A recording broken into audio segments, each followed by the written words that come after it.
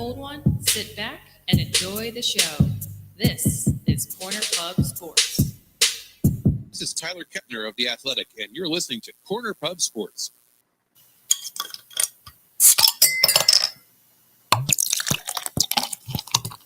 Corner Pub Sports. We'll do it live!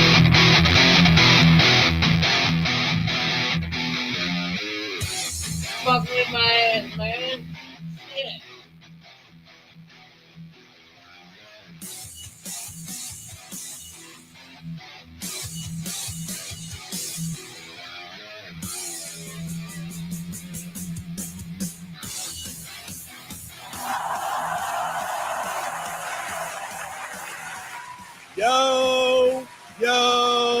Yo, hold up, everybody. We got to do something real quick. All right, welcome to the show. St. Patrick's Day, everybody. Happy St. Patty's Day, everybody. God Ready? damn it. Here we go. 1, 2, 3. God damn it. Cheers. Cheers.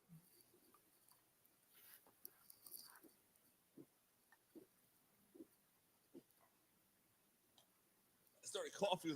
I'm looking at Ryan.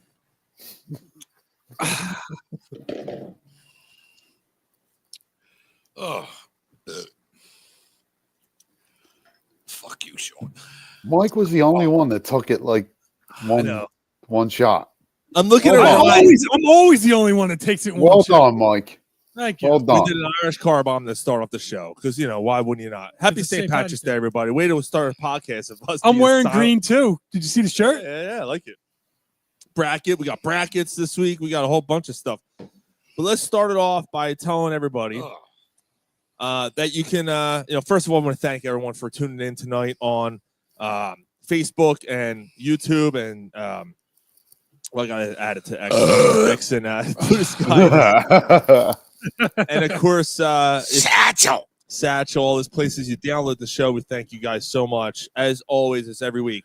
In 2 weeks, actually 15 days from right now. That's a week and a day. 2 weeks and a day. 2 weeks in a day. Thank you. That's right. 2 weeks in a day.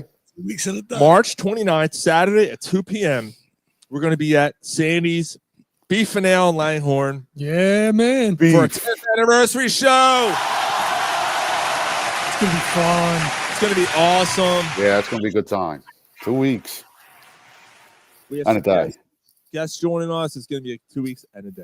It's going to be an awesome time. We have some special guests that are going to be joining us. You're not going to want to miss it. You're going to want to be there for it. I think I can officially reveal one of them. Just, piques everyone's interest. Tease. Steve Jeltz, former Philadelphia Philly, will be in attendance. I He'll hope be there. he's bringing the locks with him. All right, bring those locks. Bring the locks. So Steve Jeltz will be coming. We have a surprise for Steve when he shows up, which will be awesome. But on top, we have other guests coming as well. Also, we're going to be giving away gifts. It costs nothing. Just walk in the door, hang out with us. Obviously, when you're in there, get a sandwich, get a beer. Yeah, get some beef. Best sandwiches. And around. Yeah, you won't be disappointed. The best And sandwiches. ale. Yeah, beef and ale. Beef. What's for we dinner? had- Oh, all right. Callie, just, you know what?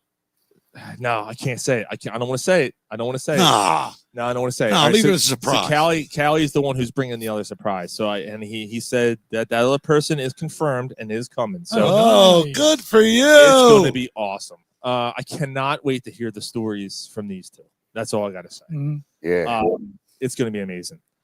Callie said 353 hours away. You might be right. That's probably about right. Jay said he's drinking a Shamrock Shake. Oh, I got to get myself another Guinness. Oh, damn! I guess I got to bring out the Guinness glass now. Oh, boy. I'm not drinking.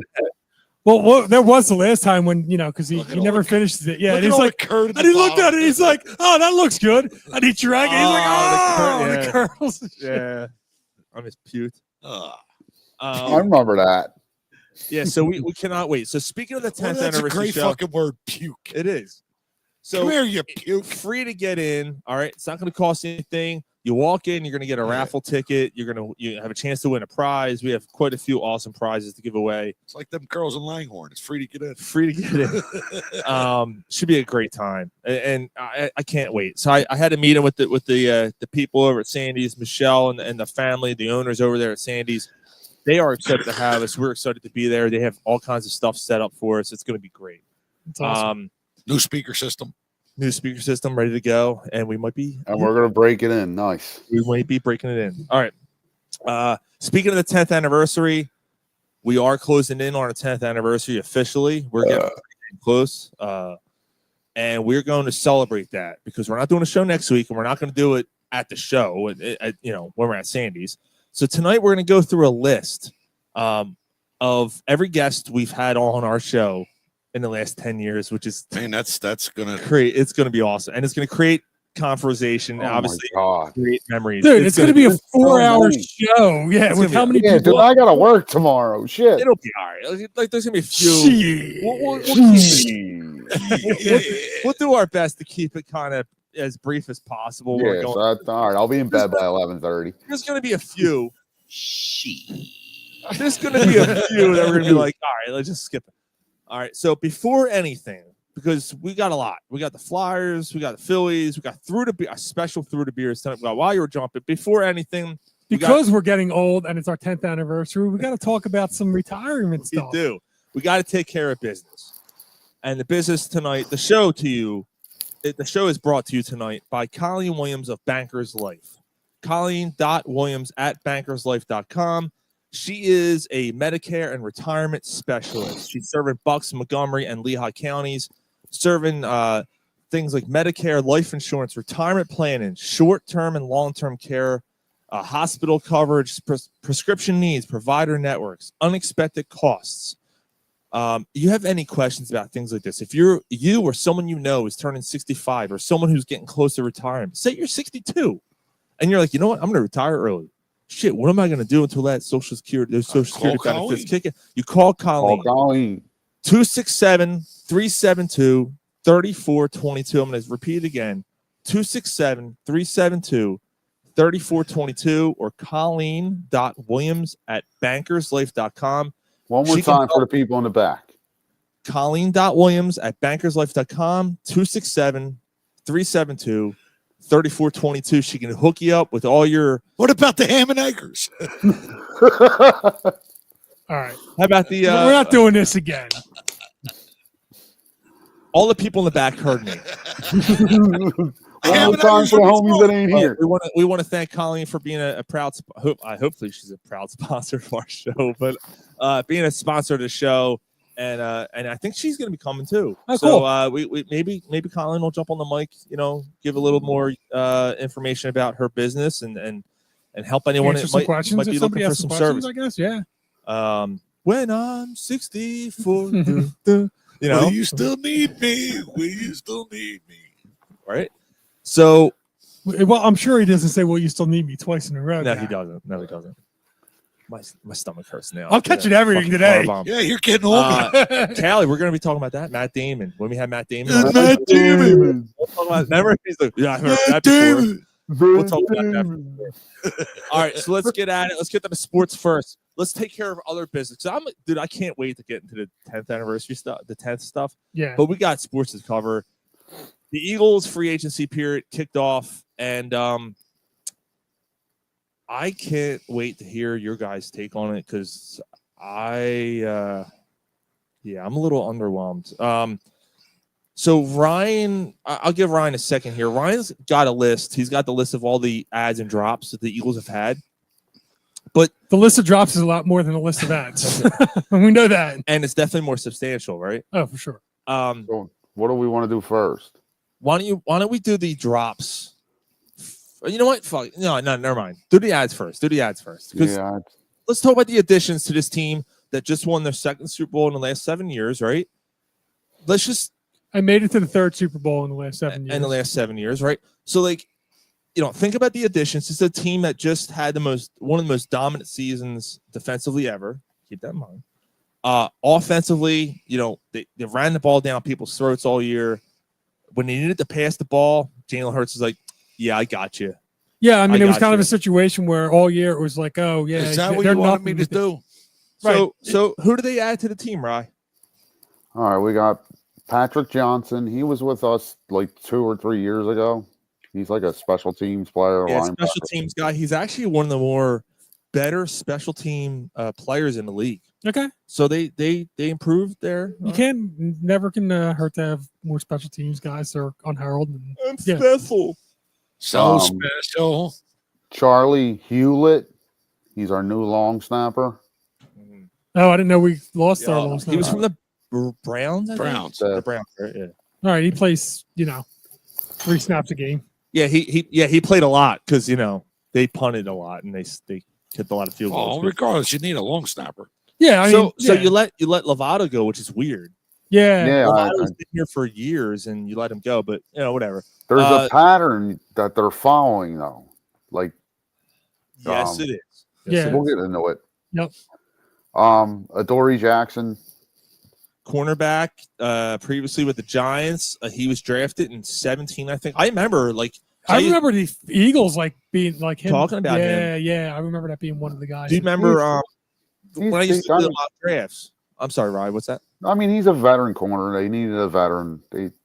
I think his best years are behind him, Yeah. but at least you're giving Ringo some competition. Kelly Ringo some competition. Why am I talking about Kelly Ringo? That's weird. Why not? Kaylee. Yeah, well, Why is it going to be Ringo? Oh yeah, we'll talk about that. Yeah, we'll talk about that in a second. But I mean, yeah, it gives you a veteran backup that could be trusted a little bit more. That's you know what you're getting with them a little bit more. So that helps. So you were saying that did you pick the Eagles to take Adoree Jackson in your mock draft? Is that where you were going with that? No, what I was going to say, I remember talking about him in my mock draft, thinking that the Eagles had a chance at him. Right. Yeah. Yeah, he was highly touted. He's still young, isn't he? He's been in the league like 8 years. 8-year veteran. Harrison Bryant, tight end. Mm-hmm. They actually signed another tight end today that's not on the list. Yeah, they have 2 tight ends now. Raiders. He was from the Raiders, right? Well, Harrison Bryant was. Yeah, Harrison Bryant was, and the other tight end was from the Colts. Colts. Yeah. He was actually in limited offensive time. He's his numbers aren't bad considering the quarterback play that Indianapolis has had. Okay. Joshua Uche, however you say it. Actually, stupidly excited about that pick. I think he's Is that the guy from the Chiefs? Yeah, he was originally with the Patriots. Right. He had 11 and a half sacks 3 years ago, and kind of hit a wall, and that's kind of weird. But he didn't play much for Kansas City either. He didn't play at all in the playoffs. No. Well, yeah, which has me a little worried if we're hanging our hat on that as a sign. He's one of them I'm guys not hanging my hat on that. No, I just think I think it's one of them interesting little signings that might be something. Yeah, I just wouldn't. I'm not excited about it. I'm like, if this works out, great. But then again, I wasn't. I was more excited about Bond than this one, but I wasn't super excited about Bond. I was actually more excited about when they got Devin White. Oh, Granson, is that his name? Kelly said Granson. Is that the other tight end's name? Okay. Yeah. Yeah, I mean, I thought that Devin White was going to be the guy instead of Bond. Well, yeah, and yeah, because Devin White. Well, yeah, and you just hit that because that is like a Devin White type of esque signing, right? Like a guy who had a good year a couple years ago, and maybe can turn him around, and right. But then maybe someone else will step up. All right, Yeah, what else we got? What else we got, Rod? Because there is one that's going to be kind of exciting.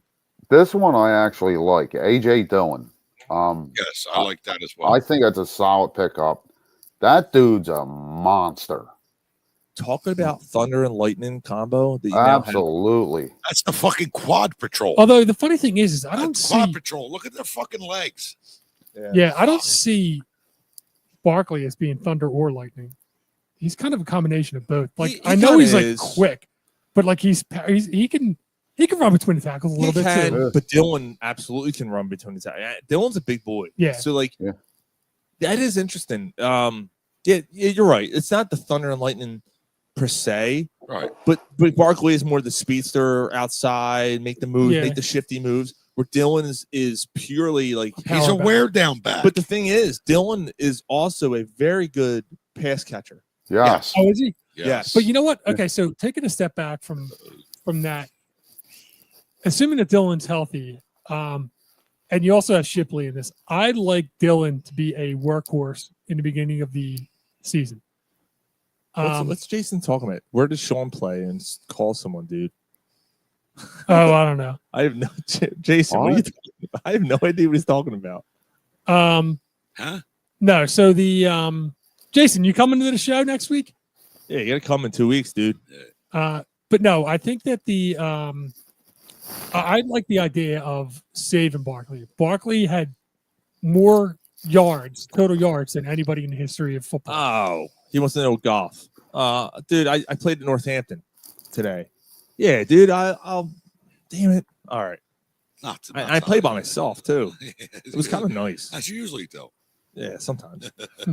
I did that on purpose. I knew we had a show tonight. I'm like, I just want to fly through a round. It didn't quite work out that way because I caught up to a Asian foursome. Oh, very good. But they let me go. Very good. Hey, dude, and when they let me go, this is all I'm going to talk about golf tonight. And they let me on tee box. They couldn't speak. They're like, oh, yeah. So I get on tee box. Dude, I fucking drilled one down the middle. It was my best drive of the day.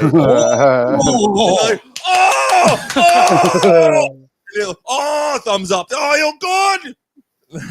Give him a You're such a Dude, they literally, I'm not lying. They were like, oh! And you were like, that's right. And you were out, right? And I'm like, next shot, we no charge him tariff. and the next shot, I fucking duffed it. I was like, God damn it. And it took me like 3 shots to get to the green. I'm like, God damn it. But no, I like the idea of I got Jason on using mine now. I got it. Jason, I'll got you next time, dude. Go ahead. I like the idea of saving Barkley. He played too many downs. He had too many I'm worried. You know the track record of backs after seasons like this. It's always bad. There. And Saquon has You're playing right into what I'm gonna say. Saquon has been after a humongous season. He suffered a drastic injury afterward the next season. And that's why I'm hoping that. And it's not even that. It's the 350 plus carries. When guys have 300, 400 carries a season, the next year there's a major drop off. Right. Usually it's injuries, or it's a major drop off. DeMarco Murray was one. Right. Jamal Lewis is another. Adrian Peterson is another. You go down the list. I hear that, but I think Barkley's like one of them different kind of backs. Like even Derrick Henry at this point is still going. Like Adrian Peterson was a productive back for a long time. Yeah, even in his mid-30s. But Peterson had that year where he had 2,000. The next year he didn't. I hear you, but I don't know. I'm not worried about Barkley. He's not even 30 years old yet. No, he's 26 or 27. 27. All I'm saying is I'm not worried about Barkley until I have to worry about Barkley. But I'd rather preserve him. There you go, right there. Jason says, I disagree, Mike. You hand him the ball, let him run. Jason says, as long as he's able to keep doing what he was doing, you keep giving it to him. That's where I'm at. Jason says, I don't think the regular rules of nature apply to Saquon Barkley. And he very well could be right. Well, Mays is a big Saquon guy. Mays is the Penn State guy, so he's been following. I mean, his fucking thighs are like oak trees. Yeah, you know what I mean? Like let him run. I mean, that very well. Give him the ball. Very well could be. And what you've heard from him, he seems more focused now than he did before they won, which is kind of a trend. You're seeing in a lot of them. Why do you need to use him up? Because you just gave him a huge extension and a huge signing bonus. Yeah, for 4 years. So you want to keep him for 4 years? No. You fucking give him the ball and let him run. But Mike, he wants you know what I mean? Like he wants to be great. I know. Fucking Jesus. What'd he say? He said, "Now I agree with these two. I might completely change my opinion." Oh man, right. What do you think, Sean? Let him run. I think the car bomb's kicking in. That's what I think. God damn. I want to reserve. All right, you know what? Fuck it. I'm just gonna say it now because we'll get into the losses. Because you know what? I want to precursor this. This is actually perfect. before free agency started, I was feeling a certain way about next year anyway. Are they the best team in the NFL? Well, based on last year, yes. Like they won it all and all that stuff. It's hard to repeat. And looking at that schedule next year, I'm like, It's tough. Fucker. It's like tough. They have one of the toughest schedules. I think they said it's the toughest schedule winning percentage wise in the last 20 years or something like that. Something like that. And just looking at the away games and all that stuff, it's like, God damn. Now, are they capable of winning another 12 games next year, 11? Absolutely. Sure. Why not? They're a great team. Like That's not easily achieved though. It's not. And then you're also looking at the situation where now, and this is prior, again, this is my thought process prior to free agency. And you brought it up. I am legitimately going to watch the judicial system. I'm legitimately going to watch Saquon Barkley with a magnifying glass because I'm thinking that next year is a drop-off season. I just think it is. Like, first of all, it's going to be a drop-off season. It's going to be a drop-off season. He's not going to run for 2,000. Right. But he might not run 14 for 1,500 next year. I don't know if he does. I think next year is a season where he's worn down. Like I just it's so hard. Like it's hard to say. And not only that, not only was it a bell cow season, but they made it all the way to the Super Bowl. Like exactly. It's both. He ran for the most yards ever in a season. Like he's going to be beat up. I don't care how much training or how much rest he gets. I don't care how thick his thighs are. I don't like all of it. Like it wears on you.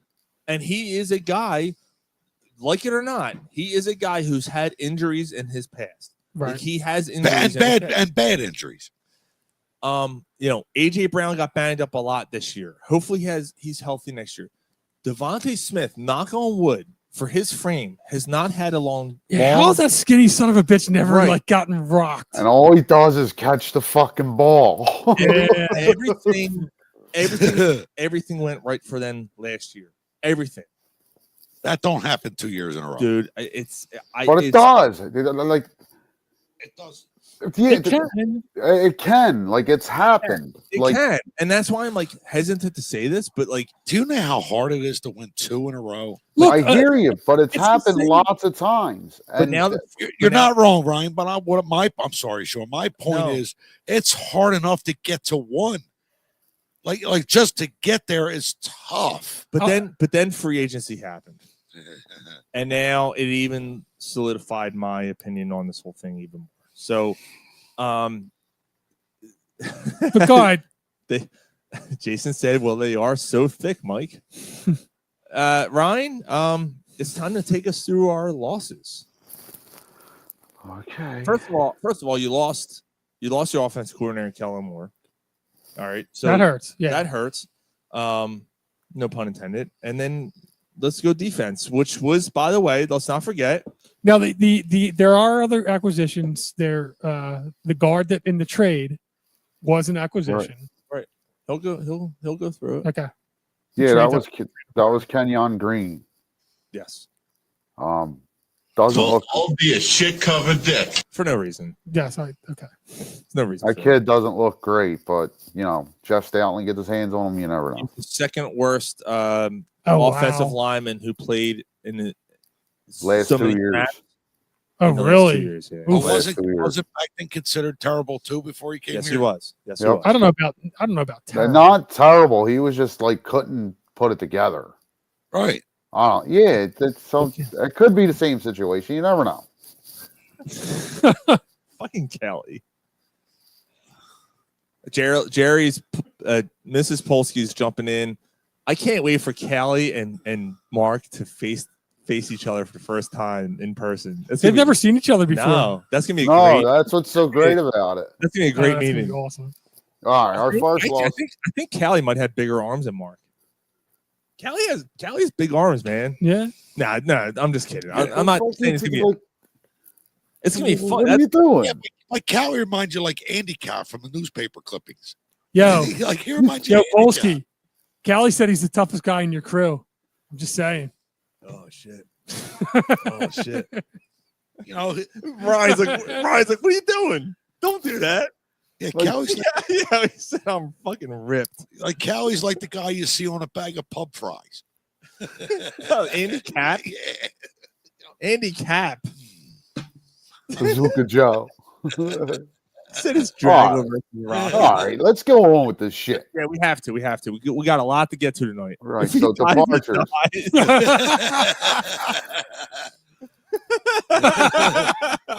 I must break you. If Polsky wasn't sleeping right now, he'd No, be really he's- pissed No, off. he's watching. It's Jerry's watching. He's watching. All I right, go must. ahead. I must Let's break you. let's get to the losses because this was. All right. Josh Sweat went to the Cardinals. Interesting thing about him is it was 19 a year. Yeah, seriously. I think the Eagles could have did that. Milton Williams, understand this one. He went to the Patriots and they're paying him 26 a year. Yeah. That's insane. Insane. Kenny Gainwell, he went to the But to them, he Steelers.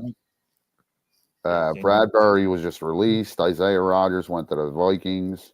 Staying well. That's the All right, Rodgers so one stop. So stop right there. So Gainwell to the Steelers, okay, but then We you got AJ Dillon. Dillon. I That's don't, fine. Yeah, I don't see a problem with that. The one he just said. Isaiah When- Rodgers. To the When you were Vikings. hearing everything, because you already had released Slay, you already released Darius Slay, and I'm like, all right, cool, that's fine, that was expected. Isaiah Rodgers and Ringo on one side, and you have Quinion on the other. I'm good with that. Right. And then Isaiah Rodgers he went to the Colts, right? The Vikings. Yeah, that was like, Oh, Vikings. Vikings. Dude, I'm like, I forget what that deal was. That wasn't a ton. are It you was 8. It was 2 years, 8 million. $7.5 million a year? And I'm like, Was it 2 for 8? 2 at 80 No, a it year? was 16 for 2. I was 16 for 16 two. for I two, said okay. $8 million. I'm like, you've got to be kidding me. Like first of all, you traded for this guy. You traded for Isaiah Rodgers. No, they didn't trade for him. Yes, they Yes, did. yeah, they did. They traded for I him. thought no, they picked him up. Did they? Yeah, he was because I he thought was he- suspended and he was dropped released. by the Colts and then he suspended. years They, ago. they picked him up and then had him sit for an entire I thought year. they traded for him because he was suspended. Are you sure? I'm I, pretty sure they I thought it was a traded. pickup. I don't think the Colts No, I think dropped they him. gave up a draft pick for him. Yeah, they did. They traded for him. If they traded for him, It was for seventh. nothing. Yeah, but It was for nothing, but they trade. I know they didn't. The Colts didn't drop him. They traded for him because he was suspended. Right. And it's like, oh, okay, you're getting a suspended guy. You're gonna stash him away for a year. Yeah, look it up, please. Yeah. I'm pretty damn certain they traded for him. But anyway, no matter Is that, either is that- way, yeah. is that the end of the drops? no. There was a couple more. So that, but I'm like looking at that side of the field. I'm like, all right, cool. This guy, like, when he came in halfway through the season, you know, because he wasn't starting. Isaiah Rodgers wasn't starting. I was tired of seeing Avonte Maddox in there. Yep. Tired, whatever. And then DeJean came in, and then Slay, when he got hurt every other play, Isaiah Rodgers would come in. Isaiah Rodgers then became your nickel, and he played solid. There was a few times he got burned. A few, Yeah. not as much as a guy we're gonna name later, which All right. that's gonna be interesting. But to lose him for $8 million a year, to lose that depth, that veteran presence, and then replace him with Dory Jackson, to me is a downgrade. That's a major downgrade for me. All right, you got it. No, I I'm agree. still Okay. trying to figure. You All right, agree? go ahead, bro. That one Well, shocked me. Yeah, same here. The last one is Darius Slay, who went to the Steelers. But we all expected this to happen. Yeah, I was with Sean on Isaiah Rodgers. So I It was a feel good story, dude. Like, the dude came back, the Eagles took a chance on him. Hey, you're suspended for a year. We're gonna stash you away. You're on our team. When you come back, you're our guy. And then they fucking let him go after a year. But I mean, you got it. He has to find Howie Roseman has to shed salaries. It says on August 28, 2023, Rodgers was signed by the Eagles, Signs. but So he- sat out. So it looks like it wasn't a trade. It looks Okay. like all it right, was so just he a was sign. picked up. Okay. All right. So But I mean, you got players that are going to need to be signed. I'm sorry, I was wrong. I have people skills. Not only next year, but the following year. Like, you're going to have contracts come up where you have to have money to be able to sign players. So he's got to shed salary somewhere. Like, and this we all knew this was going to happen. He said it, be patient. Yep. I have to do what I have to do. And I put my faith in the younger guys. And this is what you're seeing. This is what's happening. Yeah, before we go any further, Ryan, we gotta ask a question. Why is there a narwhal sitting behind you on your narwhal stuff? You don't have kids. The other side. I don't know, man. Like, I don't freaking know what goes What on the hell here, is that thing dude. doing? My daughter has a narwhal, right? That like you put it. It's a track. Oh, he gets tired of canine. Dude, it's weird. It's cardboard pieces, but it's got some kind of sensor in it, and you can make your own track, and the narwhal will follow the track. Oh, that's cool. And it'll try. Yeah, it's weird. And it goes.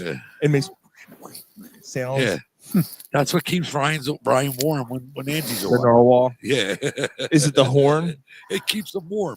All right, so get back And to then the last one was CJGJ.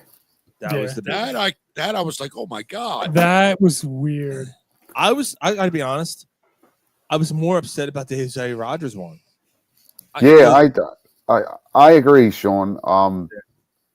Like I don't want to say like I don't like CJ. CJ's a good safety and he brings a swagger. Like, don't get it twisted. But they were high on Sidney Brown, so like we were talking about it in the thread. At the end of 2022, Sidney Brown blew his knee out. He was out most of the year, right? In 23, so they didn't know what they had. I honestly think because of the way it played out, like if he wouldn't have blew his knee out, I don't think they would have ever signed CJ again. I think you're probably right. And now he's healthy. And not only that, dude, like The thing is that Gardner Johnson, like, I think he's a little mouthy. And I think that played against him. Slay and CJ Gardner Johnson are both gone. Those are two of the most mouthiest guys they had on the. And now that also could work in your favor, right? Yeah, But he did make some bonehead plays, and there was every once in a while where he missed some tackles, or like he was kind of a like. I liked CJ. I'm not trying to like shit all over him, it's but the like swagger he brought. he allowed the most touchdowns as a safety since 20. Yeah, he's not good in coverage. Like he's not In like the last 20 years, I think they said the most blown coverage touchdown, defensive touchdowns he allowed. But in he the last brings 20 an years. attitude. Yeah, And that's where I'm at. Like he'll make a big play here and there. He brings an attitude, like a swagger, or like a confidence. But if you remember when we got him the first time, like Mike Diddy is a big Saints fan, and he said he's a solid player. He plays well, but he does boneheaded shit. And he hasn't changed. Yeah. Yeah. Dude, think about it. The reason why it didn't bother me so much, this is now 15 now? 14 in the last 6 years? yeah, there's got to be a reason. Like there's something about him that It's his mouth. that's very abrasive to teams. It's his mouth. You don't know when to shut the fuck up. So the swagger probably lends itself into the locker room, and kind of like it still kind of sets it to where, it's he's somebody that's. I'm just trying to read these comments. So Paul Patrick Nevin, I'm sorry, Paul. I'm not really under. Hey, she never gave us Sweat nor Williams. That said, why in the world did we get this Sweat? Mainly Sweat was good. Do you mean why did we give up Sweat? Because Paul, if that's the case, Salary. it was salary. You can't. Cap casualty. He was signed for $19 million a year. Zach Bond was signed for 17, and Mike had a good point. Linebackers aren't valued as much as edge rushers, but okay. And he's talking about the new player, the new guy we got too. Have we heard anything from Mr. Peterson tonight? Yeah. Dave checked in. Yeah, Paul. So like the salary didn't make sense for the Eagles, I don't think, and because they're looking ahead here, man. Like. And this is what we're going to get at here, and this is something we're going to talk about because, we do have to move on because we got a lot to get to tonight. But the Eagles are looking ahead, and they're looking at a guy like Sweat, and they're looking at a guy like Milton Williams who made $26 million a year. I'm sorry, Milton Williams is not a $26 million player a year. Well, player. especially if you think about the Josh fact, Sweat isn't a $19 million player. Dude, he had 8 sacks during a season. 4 sacks during like one game. Like his stats are so padded. They're padded so because he has big games. Right. And it disappears. And then, Paul, you're right. Williams is young. He's only been in the league for 4 years. 100%. Yeah, but Milton Williams does hurt, but I'm not paying him $26 million a year. But the thing is that Milton Williams was your third defensive tackle. Because you can't pay $26 million to a guy that's not even starting. Right. And the fact is that Jalen Carter made Williams better. Jalen Carter makes Carter's gonna make anybody he plays with better. Right. So, what about Javon Hargrave? Why not go after him? I wouldn't mind Javon Hargrave. Somebody signed him. Did he get signed? Who was it? Dolphins. Somebody signed him. Okay. All right. So, but the signings have been frenzy. It's been a frenzy. It's been wild. I mean, it's even more than usual. But yeah, I feel like Ajamu or Jaru. Ajomo. Ajomo. Yeah. 7th round pick though. But he played all right last year. Yeah, and he can slide in. I think they're going to get somebody else. And I think that you have enough other guys that you can afford to lose. And now Jalix Hunt, who we said last year was a steal in the 3rd or 4th round or whenever they got him. 3rd round. He was a 3rd round pick. Was a project pick that now has a 2nd year. The project now has to come in. Like if he's getting the snaps that Sweat got, he might be able to come in and he very well could. So Howie told you, look, I feel better today than I did 5 days ago. But Howie told you straight up. He said Vikings. He signed with the Vikings. Okay. Howie said, yeah. And Mark said Publishers Clearinghouse. Ed McMahon. I feel better now than I did because Howie did tell us, look, younger players are going to have to step up. And this is going to be a weird offseason. And it's because of that, exactly what we're going to get to. There are guys who are going to be due for big contracts coming up next year. And the Eagles don't have a ton of cap space. And they're showing it right now because the guys they've signed with Trine went through the list. All those guys, 1 year deals. Yep. 1 year deals. And then next year, you have 8 or 6. They have a total. So like for the next 2 years, in the first 5 rounds, they have 17 picks. 14 of those are in the first 4 rounds and over the next 2 years. Yeah, so that's where you hit on 3 of them. Cam Jurgens, Jalen Carter, and if you wish, Jordan Davis. Are all due for contracts next year. Well, no, Jalen Carter's not due for contract. No, Jalen Carter. Yes, that'll be the following year. No, he's going into his 3rd year. After next year. Well, Jordan Davis was picked the draft before. Right. It was Jordan Davis and Cam Jurgens. And then the next year was Jalen Carter and Nolan Smith. Oh, Smith. That's what it was. Nolan Smith. That's what it was. Yeah. So they're Carter 2 and years. Smith are 2 years. Yeah. Yeah. That's what it was. So yeah, it's Carter, it's Jurgens and Davis next year, which I think honestly, I think Davis is gone. I think they signed him. The dude can't unless he completely shows otherwise. He can't even play half the snaps. Like he's not productive as far as on the stat sheet, which I understand he does a lot. Right. But to me, like, if you're getting an interior lineman and you're going to pay him, I don't know, $14 million a year, you better be doing something else besides stopping the run. You can get someone else to do that and rush the quarterback for that kind of money. I think he eats up. I don't know, man. Them kind of tackles are like they don't grow on trees, man. I understand. I think they're unhappy with him. Just like all the hearing all the insiders, the people who are around the team. And why Milton Williams kept getting more and more snaps. Right, Milton Williams absolutely outplayed. I think Yeah. they're unhappy with Jordan Davis's progression. Then I why think didn't they re-sign Milton Williams and trade Jordan Davis? because they were going to sign him for the money he was going to get. Like he obviously was going to get big money, and they knew that. $26 million a year. Yeah, I mean, I hear you. Insane. Well, That's insane for someone like him. but Jalix Hunt might be able to replace Jordan Sweat. Exactly. If Jalix Hunt to me is the X factor. Actually, Bryce Huff. Nolan Smith. Bryce, I was thinking Jordan. What's the other Huff we used to have? The receiver. Josh Huff. Josh Huff. Yeah, I was kidding. Hook gun charges Josh Huff. If Bryce Huff can show up and actually play, Well, but yeah, Jalix, that's a lost call. If Jalix Hunt becomes productive, then all is good on the edge. yeah, I already think that Ryan. But I already Nolan- think that Nolan Smith is productive. So do I. Yeah. Yeah, Absolutely.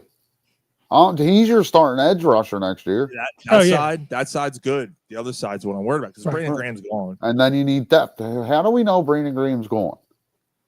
I think, dude, he tore his tricep again. Like, I think he should be done. Dave Peterson said, "Hey, good evening, Gary. Happy St. Patrick's Day." He said, Thanks, brother. "Dave, are you coming in 2 weeks, dude? We got to meet you.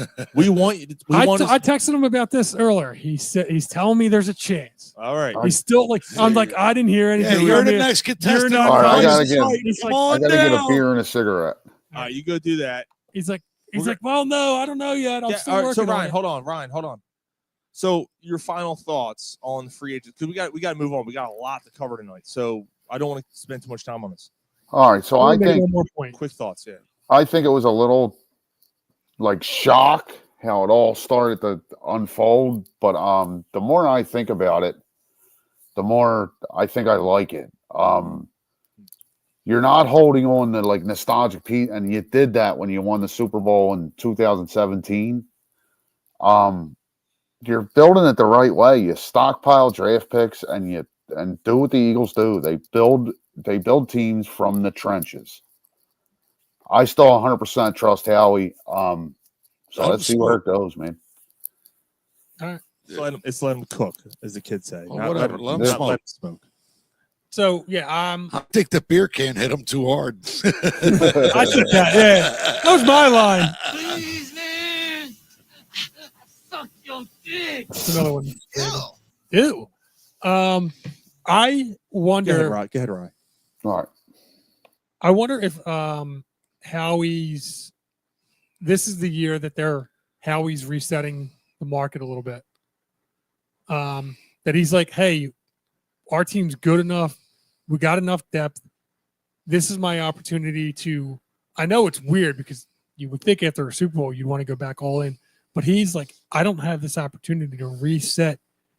Because the thing is that if Howie wanted to make a splash this year, he could. Oh, he definitely could. He definitely could. There are guys right now that are signed to deals that he could kick the can down. There's 5 guys that he could renegotiate now to put the signing bonus ahead. Right. Give them the money up front and lay it out longer like he's done for everything else for every other year. This is the year that he's not doing it. Right. So that he's recouping some of that and giving himself more opportunity to kind of reset everything to work it out. It's interesting, Mike, because it's like we were waiting for the year where it caught up to him, Yes. and it did, but it's not going to kill them. Right. Like right. it's not. I think that's why he sees it. He's like, this is and that's why I'm feeling better today than I did 5 days ago. How he's not thinking just next season. no, absolutely not. No, He's thinking a couple seasons when ahead. you see all the draft picks and you see the contracts coming up, Yes. you got your quarterback, you got your running back, you got receivers locked up. Like you got everyone. Now they're starting to sign these tight ends to 1-year deals. Maybe you can get something for Goddard because Goddard apparently was told go look for a trade. That's if you so want. weird. I don't Him understand and that. Huff. And Huff. Yeah, who the fuck wants Huff? Huff this. Like So the other thing is that like that was a good joke, wasn't it? Huff this. Yeah, Huff this. He smells better than my fucking taint. That's for sure. the other fucking thing that they asshole. get the other thing they get out of this is with all those guys leaving and not replacing them by signing guys, all those compensatory picks. You got a ton. Did you just call him an asshole, man? Pardon my French, But you're an asshole. For Huff, yeah. Yeah, Huff. Yeah, the compensated picks are. Yeah, they got a ton of them. Right. And every signing that they make. Now, there is one thing that I will say. If they had $20 million this year, they could have kept Gardner Johnson and they could have signed somebody. And I'm upset about Rodgers. Right. Rodgers would have been. Well, now it's Cindy Brown and Reed Blankenship. And here's the thing, again, about CJ Gardner Johnson. I don't look, I'm not in the locker room. I don't know. You know, they're outsiders going, oh my God, they just lost a big piece of that locker room. But did they? Maybe. I don't know. It seems to me like from what I saw, first of all, I got to tell you right now, I'm just going to put this out right now. The first week of the season when they beat the Packers, he did an Instagram live. Every other word was the N-word. Every other word was motherfucker. Like, and I'm like sitting there like, dude, come on, man. Like, and like again, it's locker room talk, it's whatever. The first game of the season. It's the first game of the season, and I'm like, dude, you're this fired up, and you're talking like this. Yeah, MF and N's, blah blah blah blah blah blah, blah and every other fucking word. I'm like, dude, like this is the most like, and look, this is coming from a show that's just absolutely R-rated. That's the most profane-laced fucking after. Yes. Game interview I've ever heard. And I'm like, have some fucking class, dude. Like, and even I don't know if you saw the video of him playing the game when he found out he was traded. He was playing a video game. Every other fucking motherfucker, fucking, you know, I told him I was gonna get fucking traded. I just wanted to go to a fucking winner. What the fuck? Like, I don't know, man. Like, I don't think the dude's too bright. I think he does, and we know that. Yeah. He does dumb shit on the field.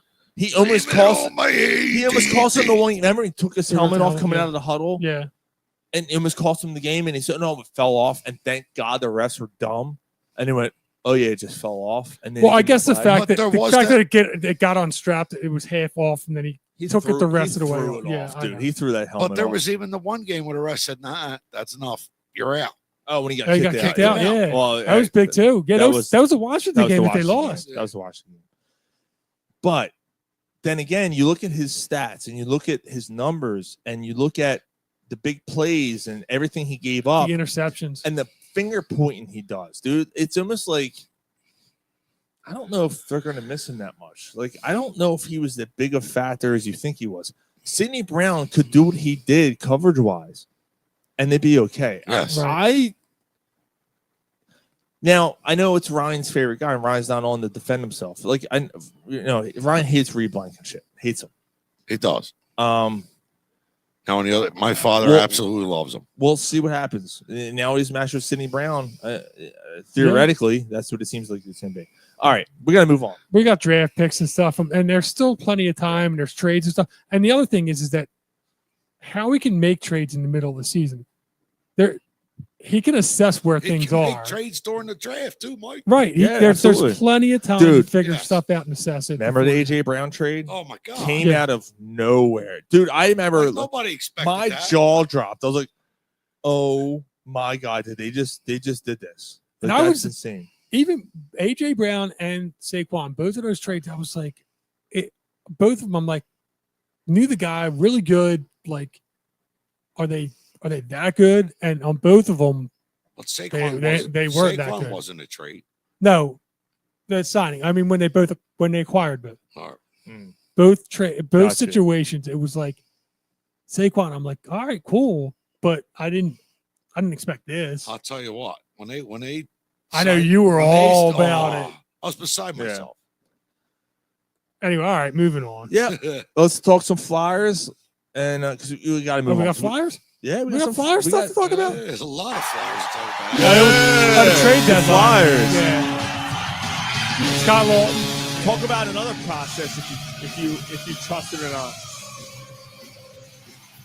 Yeah, that's loud. I haven't got to play it in a while. Just saying the soundboard's loud. Yeah, it is. Wow. Some Flyers stuff. I haven't played that in a while, man. I like it. Yeah. We haven't talked about the Flyers in a while. I know. There's been no reason to. So the Flyers obviously were sellers at the deadline. And after these trades, there's going to be no reason to talk about them again. Jesus Christ, did they? So at the deadline, they traded Scott Lawton. Finally. 2 years too late. and 2 picks of Toronto for a 2027 first rounder, and they Oh, give they you You got the Grepigan. Gillen? Grab everyone again. Grab a Let's Gillen. A gas Goopalai. Yeah. I think they got a good return for him. Yeah.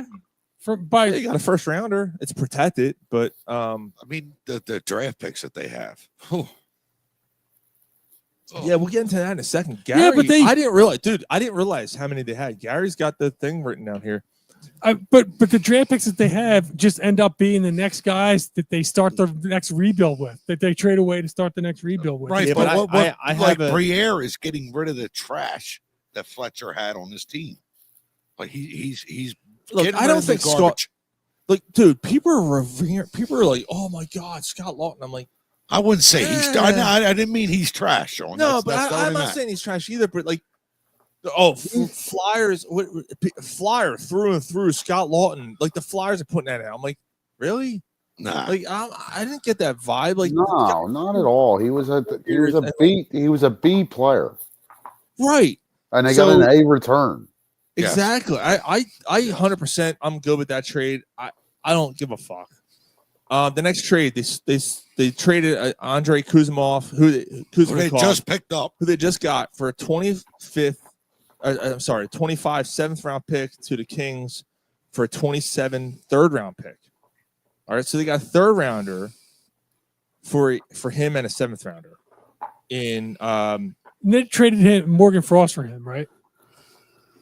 And No. other guys or something. No, Morgan Frost was to Toronto. That was earlier. That was like yeah, the it was week early in the year. before. That was for Kuzmakov. I thought that was for. I thought that. Oh, okay. When he's That wasn't done- how they when got he- Kuzmakov before they No. traded. When Okay. he's done, I'll get into. And then the last deadline trade they made was for they traded Eric Johnson, their defenseman, to Colorado for Giovanni Smith, who is the next black guy on the Flyers. All right, just saying. Right. Okay. All right, so This is interesting, dude. I didn't realize they had this many and picks. the 2025 Flyers draft, first they get their own first round draft pick. Which right now is fixing to be like a top Yeah, 3 pick should or be something good. because they've been Should be fucking good. They tanking. also acquired a first round pick from Colorado from a 2024 trade of defensive player Sean Walker.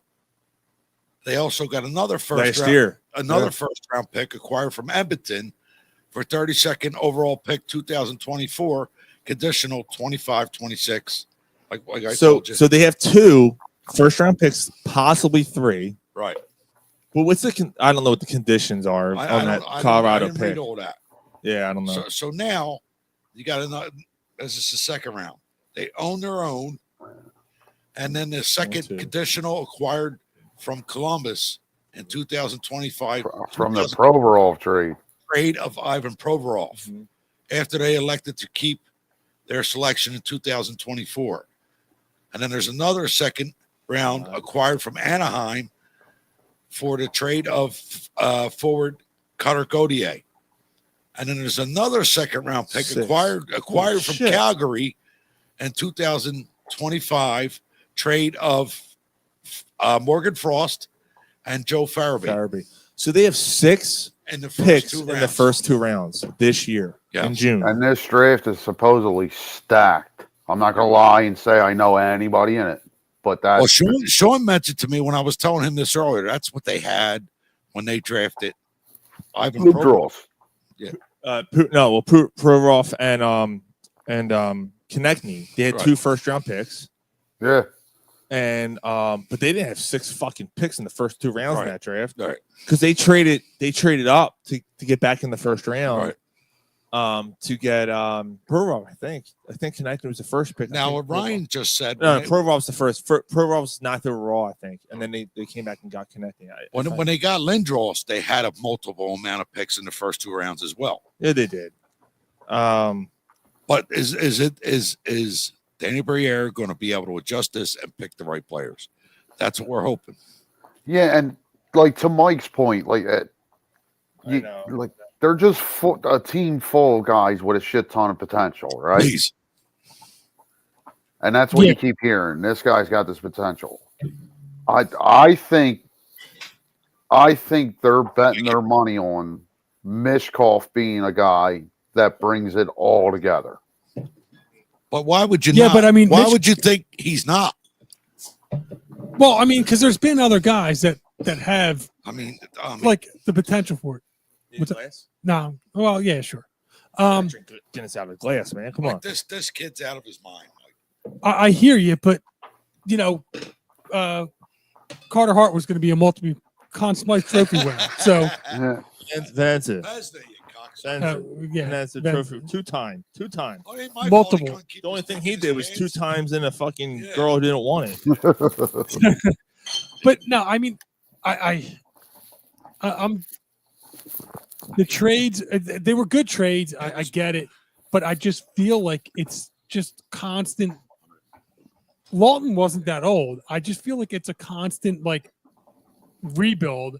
You get guys that you're ultimately going to trade for the next rebuild, and it just seems like a constant cycle. I'm just waiting for it to end. And like Right. last year, they just missed the playoffs, and then this year they fell back down, and then they started creeping up a little bit, and then they fell off, and they haven't won a game in fucking 6 weeks now. Right. Like, so you're saying that the Flyers give you a little bit of hope, and then they're nothing but frustrating. Well, yeah, and then they just trade everybody away, like and I just like, oh, they traded away like Provorov wasn't Mishkov, but he was like It's a two Mishkov light. different players, Mike. Mishkov light. Provorov was Mishkov light, No. and then they traded. Provorov was a defensive player. I know Provorov was a defensive player, but I'm saying that Provorov was the next big thing, and then he wasn't. Then there was Ghost Beer was the next big thing. Ghost. Then he wasn't. And My- there's so many of these guys that were the next thing in. I and then they remember- weren't, I and now remember- they're all gone. I And now remember- they're rebuilding with different guys. I remember a few years back, Ryan saying we need a bona fide goal scorer to build around. The Flyers have them. The Flyers does. have It does look like they might have them. them. They have them. And Mike, to your point, like I hear you, like I completely hear you. I do. But like I said, I'm betting on Mishkov being the guy that generational talent that just brings it all together. Well, I hope so, Ryan, because then- that's who they're building around. Right. Then, like as he starts to develop and live up, well, what I think he's going to be. Guys like Tippett, Konecny, Is Konecny going to be around long enough? They're not going to Yeah. trade him. yeah, Okay. dude, He'll be here.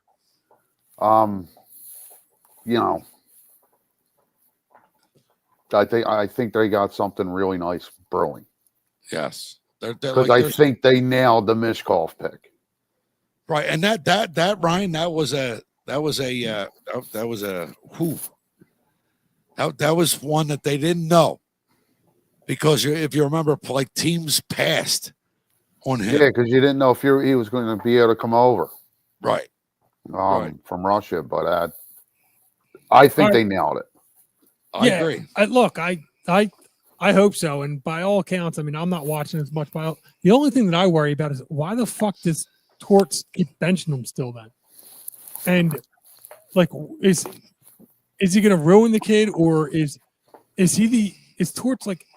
To me, you said it before, Ryan. I'm kind of, for some reason, and again, I'm not watching as much, but I think he's worn out as well. I think I agree, Mike. He I just think seems like a Tortorella has run his grumpy, course. Like he just seems like he's grumpy. He just seems like they're not playing for him. He's Right. They're not winning. They've fallen off last year, and they're falling off. They're falling off at the end of this year. He's grinding the guys they can't finish the season. So, and he's just seems like a prick of a person. I don't think that it's like a lot of this what the Flyers problems are lay on him. I just think that Torts came to the Flyers in a bad position. Like Just at the wrong time. At the wrong time. He came here at the wrong time. Like I just don't think Torts is the type of guy like not in today's hockey. Like these young kids are not gonna they're just not gonna accept the way he is. Like back in the early and then late 80s, early 90s, that's where Torts was a type of good coach. Like he's just like these younger kids just are not going to respond to that. Well, fuck you. You won't play if you don't listen to what I'm telling you. Like these young kids are just not going to respond to that. And I think that might be the problem. But I do honestly think that Torts is going to get another season. And if the next season is not productive, that's when they're done with them. All right, but my question is, why is it acceptable? No, it might actually work out better for draft pick wise, but why is it acceptable that the team's completely falling apart at the end of the season in the last 2 years? I don't know. I don't know, Mike. I don't have the answer for you. All I could say is let's see what happens in the draft with the younger kids, and let's see if Torts is the guy to build it. I don't know if he is or he isn't. It just doesn't seem like a guy that's You- let the you team could be fall apart the last 2 years. I don't think that's all on Torts. I really No, don't. but I think I don't think it's all on Torts, but I do think it's time to move on from Torts. I think he gets I another agree. season, Ryan. I think I agree with that. I think he's Cam York apparently has been talking about how he was benched and didn't get talked to about it. Michkov, they're talking about how Michkov and Torts have this great relationship. He gets benched every other game. He can't speak Russian and he doesn't speak English. So, like, what the fuck? Like, what kind of relationship do they have? They And look he at gets each benched other. every other game. Yeah, right. And there was other benchings earlier in the year. These guys are getting benched and like don't dude. There was somebody that spoke out. One of the guys that just got traded that spoke out like the second That that he was got Lawton. traded. Lawton said, That was Lawton. Lawton's like, it's so great to know what my role is going to be, or to know like Did how you could you see- want how could that guy, how could you want to keep a guy around that's Did like you see the move that Farabee did the other night? Farabee went through the zone, went in on a breakaway, and made this insane behind the back, like through the legs move and scored a goal to win the game. I'm like, The assist was from Frost. where the fuck was that? Like Frost gave him that assist. That pass was from Frost. It's gonna be like Watch the two. Watch it's the gonna be two Jeff of them. Mike Mike Richards. Richards situation, right, in Calgary, right? Well, they're not fucking what you call its wife. Brendan Moore, Yeah. split lip. But watch them two. Watch them two turn into like something. They're Right. going to. They're special players. They are. They just didn't. Morgan work here. Frost had a oh, you're talking about those guys are gone now, right? Yes. Yeah. Morgan Frost had a big time. They play for Calgary. Right. Okay. Aura about him when he came through. Farabee Yeah. not so much.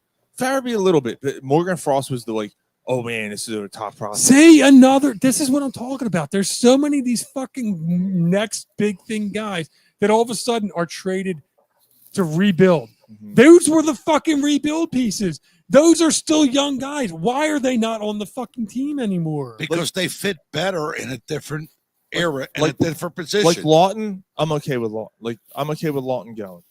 I wasn't in love with Morgan Frost going. Like I didn't love that. And Farabee, like I don't know. You're drafting guys to fucking replace them 3 years with the next rebuild guys. But this one's going to Well, be Mike, better they- because they're they- younger well, guys wait a and you're minute. getting like. We don't because we're going to draft a guy out of college who we don't know about yet, and we're going to see what he could be because he might be better than what we just traded These away. guys were Fletcher's guys. Danny Briere is going to bring in his guys. I don't care whose guys they were. That's the way it works. Fucking Just- I don't it's just fucking how it care. works. You feel the pressure. You've got to come inside that guy, and if the guy's going At to reach, some he's going to go at through some your point, body. and I know Fletcher was the one that went all in and caused the fucking mess to get back here. But at some point, you got to stop trading young guys and start like building towards something. Ryan, forget what Jay just said. Yeah, I say it. No, just read it though. Say it out loud. 50 years without a Stanley Cup. That says it all. Terrible organization. Same thing year after year. Like right? Like No, Jay Parr said that. I thought Jay Mays said that because I was going to say fuck you. no, Jay Parr. Because that's something that Jay Mays would I say, mean, and then I'd say, "Fuck you, you're a Penguins fan. You don't get to say that shit." But Jay, No. Parr Jay, gets to say it. I mean, he's not wrong. It's been over. Neither 50 one of them would be wrong. But fuck you, Jay Mays, if you said it. All right, let's. We got Danny it. Briere said, "Be patient. Give me 5 years, He did. and He give him the did. 5 years. Let's see what he does." In 2 weeks, when we're at the 10th anniversary show, I don't mean to switch topics like this, but we've got a lot to get Yeah, let's move on. to. It's the 10th, Yeah, it's easy to move on from the Flyers. the 10th anniversary show. We talked for 15 minutes. That's the most we talked about with the Flyers. I'm agreeing with you, Mike. All right. 10th anniversary show. We're going to do our Phillies preview. All right, at the show. Yes. Yeah. We'll open the show with that. Thank everybody and do that, and then we'll have the guests jump on because they're going to take over. That's what Right. We'll, Yeah. I already, mean, we'll already have opening day.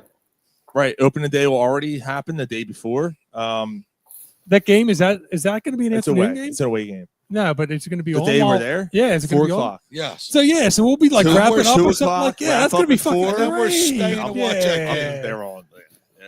We'll That's do gonna the be fun. show, wrap it up, and watch the Phillies and hang Well, out. we won't wrap it up by 4, but the game will We got to try to. One I'm gonna try. bourbon, There's one gonna be scotch. people there and gonna watch the Phillies. Like we gotta, let's see what we can do. All right.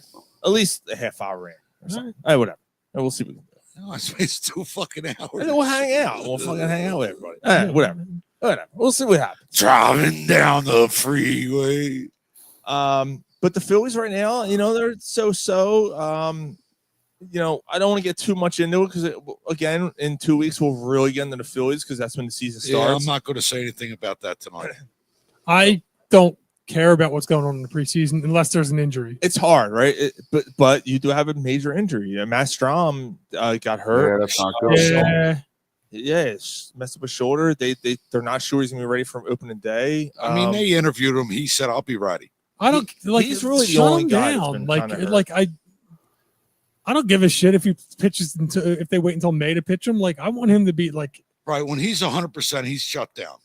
Plus the fact that maybe a month off is good for him, and that Yeah, next if he month, doesn't like, st- if the If October, he doesn't start pitching until June, I'm cool with that. he'll be ready for October. Him Like and even the analysts are saying now that like the Phillies are the team that has the best pitching staff. dude. So I gotta tell you, like, man. So I heard Tom McCarthy and I heard Charlie Manuel this week. Both of them are saying they're the best team in baseball. Both of them. Well, Tom McCarthy's a homer. He works for the Phillies. so does Charlie McCarthy. So does Manuel. Charlie. like them saying they got the best pitching staff. Okay, I can get behind that. But the best team overall, I don't know. That's like Dave Zingaro saying that the Eagles are the best. You know what? team. I'm better off saving this for 2 weeks Like All right. because I like they didn't do anything different batting wise. Gary Like Switch- what else did they do different batting Max wise? Kepler. Like, You got Max Kepler. And they switched the batting order. Yeah, they switched it up. So Trey Turner's going to lead off, but which you should have done fucking 2 years ago. even that aside, Sean, like 2 years ago, play the fucking small ball. Stop reaching for the walls. Like get on base. I will say, Just get on base. Jordan Romano, the new closer, who's going to be the new closer. Really nice guy. Sounds like a really, really fucking nice guy. Sounds like but he's another guy. Like he's got question marks. He had shoulder surgery last July. Like even Like Sean, there's so many question marks with this team, man. Like the other starter, Lazardo. Like Uh, he's had a solid he's another one who's had solid he's spring. another one who has injuries. What are you getting from him during the season? What are you What- getting from fucking Ranger? Like there's a lot of question marks. Dude, we'll get into this in 2 weeks. Yeah. So maybe it's a bad way to I hate to tease it like that, but we'll really get into the Phillies in 2 weeks. Oh yeah, flick that bean. So real fast, We'll really because Jay's going to ask, really and we get didn't talk about Ooh, yeah. Flick that bean, yeah. it. Sixers. No, I wasn't gonna bring up the Sixers, they but suck. What's next? No, so we talked Flyers for 20 fucking minutes. You shut your fucking The mouth. Sixers are terrible. The Flyers are fucking terrible. Ah, So anyway, they lost an important game, and by lost they an did. important game, They sure did, yeah. they lost to a team that was ahead of them in the standings, and now they've moved behind them in the standings, which is Yeah. a good thing. That's a They good were- thing. They were up big, or like they were up 10 points almost Yeah. at halftime, and now they're down about 20. So they've blown this game against the Pacers. They're doing everything right to keep this to have the best chance of getting this top 6 pick, All But right. they're which not probably gonna get means the- nothing. Which They're not probably going to means get the nothing top 6 pick. because The NBA will not allow it. because they don't deserve it. Fuck Even the if they move- Sixers. Yeah. yeah. Gee. But yeah, I want That's to what see. the I want NBA to is see. gonna say. I them lose guarantee- 19 games. I guarantee you, they finished in the lottery and they got the chance and they end up with the 9th pick. Yeah. They 10th or can't 9th. end up with the 9th or 10th guarantee pick. it. They're picking 5th. The worst they could do is 7th or 8th. 7th or 8th. Ryan, Okay, then they get the Ryan, 8th pick. Ryan, do you remember that movie, The Super, when he comes Yeah. out, his Corvette's on it's on blocks, but Yeah, all the fucking players are the framed. remote still works. I gotta watch that again. Yeah, That Joe was a good Pesci. movie. Yeah, Yeah. The remote still works. His Corvette's stripped. Yeah, it's just a frame. Yeah, that's Joel Embiid. That's the process. That's what you get from the fucking process. That's what you got for the last 50 years from the fucking Flyers. All right, what you get for the last 50 years from the Sixers? Same thing. They Right, both so suck. the But Flyers got he's two. all excited about the Flyers every year. Well, I was too for the Sixers. So, all right. I gotta put that the fuck down. 110. That's gotta be a clip of Gary talking about Beep beep. Gary and Bede. That is a great analogy. I love that analogy. As much as it hurts the soul, that is a great true. analogy. All right. Gary has a special through the beers tonight. This is gonna be fun. Back in 1941, the Japanese bombed Pearl Harbor and said, "Thank you." In 1985, Michael Jackson was black. And at some point in history, everyone's mother once took a cream pie. This is Corner Pub Sports, Stupid. taking you through moments in history with Through the Beers. Take it away, Gary. In 1956, at 50 years old, Satchel Paige Satchel. he signed a contract to play and manage the Birmingham Black Barons. Black Barons. Satchel. Satchel. In 1979, Mike Bossy scored. Satchel.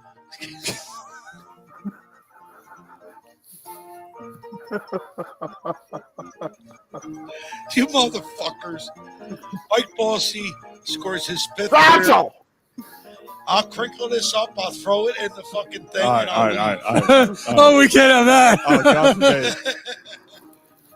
In 1999, Lennox Lewis and Evander Holyfield fight, and it comes to a unanimous Is decision that broadcast on Satchel? in a 12-round split decision draw. That's the most controversial call in the boxing league Really? at that time. Yeah, but what happened?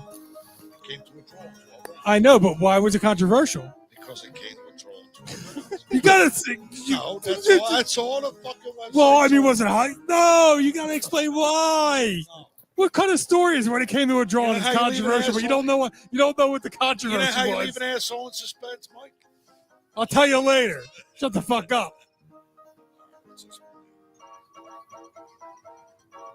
In 2023, 22. Can you hear him, Rye? Barely. 2022.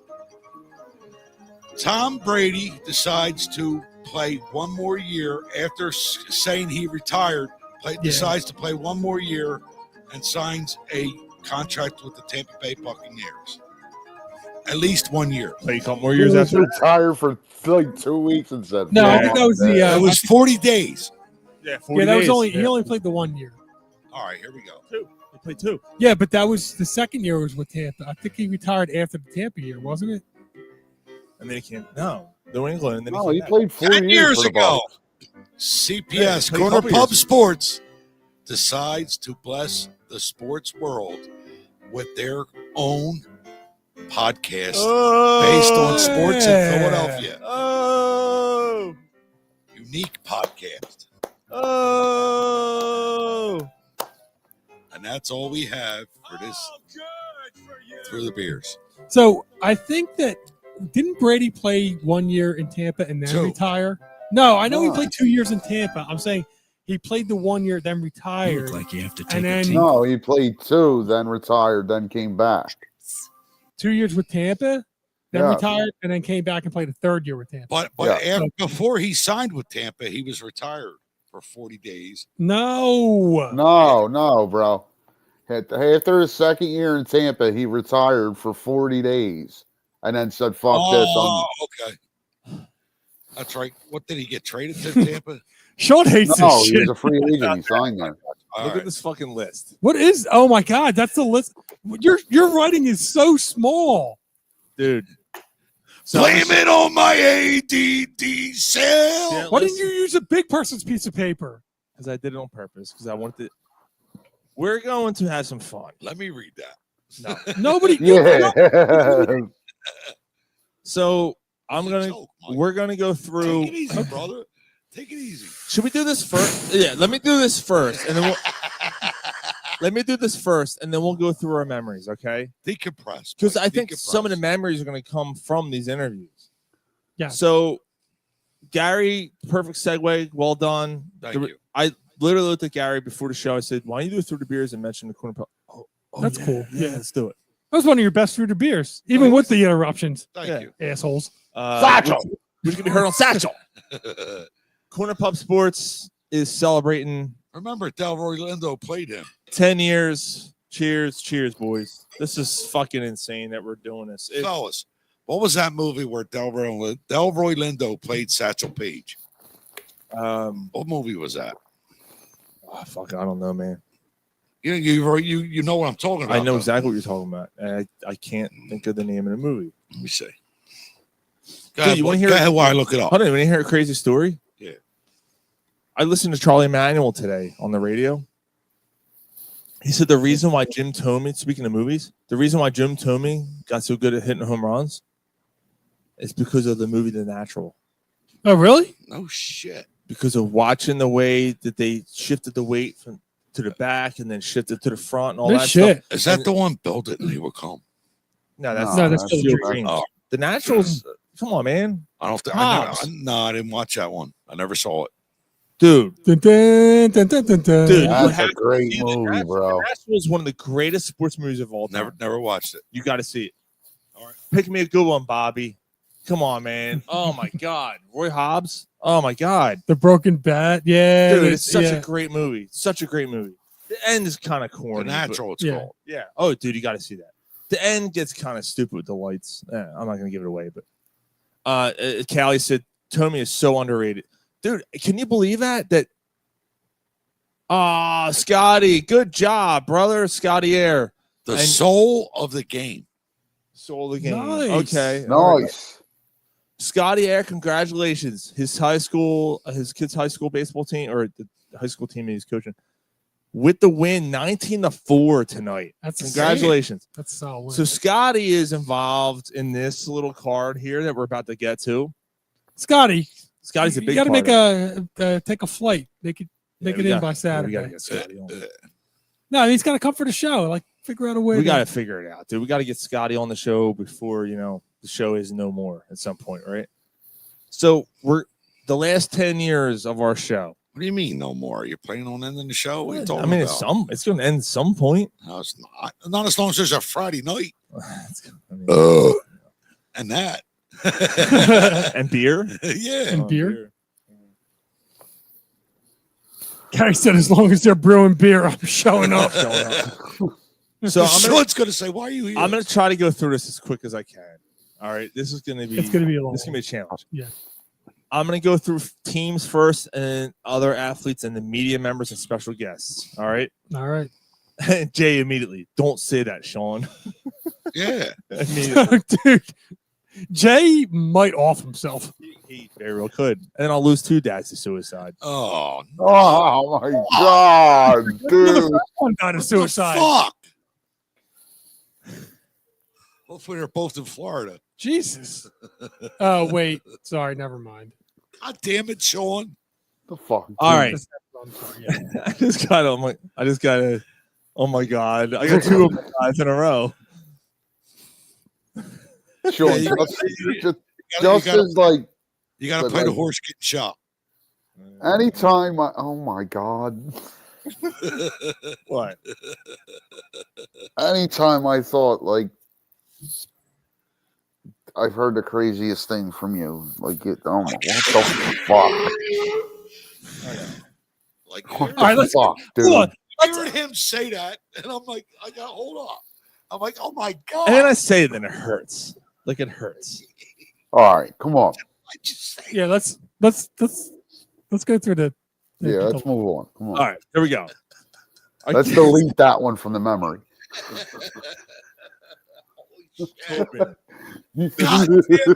Delete I that. need a better class of friends. We're fucked up. All right. 10 years of memories. Here we go. I'm starting off at the top. Brian Dawkins. All right. Damn fucking straight. Brian Dawkins, one of the greatest interviews we ever had. Brian Dawkins, who said, 45-minute interview, guys. Did it, cut the interview off, and hung out for another hour and a half. We talked about this over and over again. I mean, look, I think we outside of the Eagles winning the 2 Super Bowls, it's probably the greatest sports thing that ever happened in my life. I will never forget that. Like, that dude was my fucking hero. I love you, Ryan. I can understand that, but me personally, it's when Sean and Mike took me down to that Xfinity Live, and I hung out with all those fucking Phillies. That was cool. That was fucking. Well, some of them were on this list. Like, that was great. Some of them were on this list. We'll get to that. Dude, Gary was in another world. Oh yeah, I was beside myself. He didn't know how to. I'm talking to Metallica, right? Ricky Metallica, and he's standing behind me like dumbfounded. I'm like, "Fuck you!" I'm yelling at Metallica, like, "Fuck you!" Who's the best? He wrote on my hat, "Fuck you, Gary." Yeah, he wrote "Fuck you, Gary." Dude, you saw the hat. There's like 6 Tommy Green wrote it. Yeah, everyone. I have that hat. Yeah, everyone wrote "Fuck you, Gary." Everyone wrote "Fuck you, Gary" on his hat. Gary. Fucking Gary. I'm like, Cole Kmet's a piece of shit. Unblock me from Twitter. He goes, "Fuck you." I ain't playing. They were arguing with each other. Anyway, behind the curtains story about the Dawkins thing. It was a pre-recorded interview. We're talking to him, and I'm getting my phone's ringing nonstop. Yeah, nonstop. My mother-in-law, nonstop. I'm like, what the fuck is going on here? Finally, I look at it. We're taking Kira to the hospital. Oh, she got a piece of candle in her eye. I remember this, dude. Yep. I was like, oh my god. Now the interview itself was done recording, but now we're just like, oh my god. And I'm like, I gotta go. Is everything okay? Yes, everything's okay, but she's going to go to the hospital. You know, her and Connor were fighting over a piece of candle. It was plastic, and it went in their eye. All right, keep me updated. And I'm sweating bullets. And we're doing an interview, and I'm keeping my eye on the phone, and everything's okay. Okay, cool. So finally, we get done the interview, and Dawkins is going on about his wife's cooking, and what do you guys really want to ask me? And it was awesome. Like, we had a great time. And then finally, I'm like, as soon as we end it, we got to cut off. First of all, we got to cut off the interview. And Ryan goes, "That was fucking awesome." Still like on the air. I just closed the thing. I'm like, guys, I got to go. And I run out. I run to the hospital. And I dropped you off, didn't I? I think you did. Yeah. And everything was fine. Like, she was good. And crazy part about that, 2 years, it might have been 2 years later, Kira's in the back seat. It comes out of her eye. And another chunk came out of her eye. That's so crazy. It came, dude, a chunk this fucking. That's crazy. She got something in her eye, and she's like, "Oh," and a piece like this big came out of her eye. It was crazy. So wild. Never bothered her. Fucking nuts. All right, so moving on. Fred Barnett, Arkansas. Yeah, that was Arkansas. Fred, he was on the show twice. That was before me. Twice. That was probably the first like starstruck moment from the show that for early, me personally. Ryan came on early, and then Leonard Weaver was awesome. I missed that one. Well. Oh Jesus! Callie said I got a contact stuck behind my eye for a month. On my eyeball, and Shannon's mad at me for my joke. I'm sorry. I know it is deserved. Oh, I know. When you're in the moment, you gotta lighten the mood. Come on. Oh, I mean, there's some things that are out of fucking touch, Sean. I know. Like, come on. But you talked about him. You talked about Jay off himself, and Yeah, it was my fault. I'm sorry. I know. I'm sorry too. Yeah, it's Mike's fault. Yeah, you know, it's all I your don't. fault, Mike. You know what I mean? Come on, you know what I mean? Anything by it. It is. Come on, Shannon, I'll text you my dream the other night, and you're gonna be like, all right, never mind. All right, it was bad. All right. Mark McMillan, also a guest Oh, over yeah. and over again, and invited us to Grilling with NovaCare Center. Grilling with McMillan. Yep, Yeah. Grilling McMillan, and then he had us. I never heard from him again. No, had twice. So we went to local tat with Mark McMillan, met Barrett Brooks. I met Kamal from the Roots that night. Yeah. We had Yeah, a great. that was awesome, man. The old lady yelled at us because we were cursing. Yeah. You guys, she left. See ya. But McMillan was awesome for the times he used to communicate with us. And like I said, we went down to the NovaCare Center and we got to see the trophy when they won in 17. Rich Miano. Oh, yeah. yeah. From Hawaii. Oh yeah. Holy shit, I Yeah. forgot about that one. Yeah, me too. Safety. He was a safety. Okay. And this one, Mike was probably the only one on for this show. Ja'Cory Shepherd from the Eagles, cornerback, played 1 year and was trying to make the team the next year. And we interviewed him, and then he didn't make the team. He was a cool dude, though. I remember it was a good interview. Nah. Phillies, Brett Myers. Oh, there was the one that Ron had where he recorded on his phone or something. It was Oh shit! You just reminded me of another one. Okay. I don't remember the guy's name, but it was one of the highly touted defensive linemen. Oh God! Yeah, damn it! You're right. There was another one that he talked to. Dude, I can't. When it was, and he was the guy was with his girlfriend. I just Oh don't my remember. God! I forgot about that. I don't remember who it was. Oh.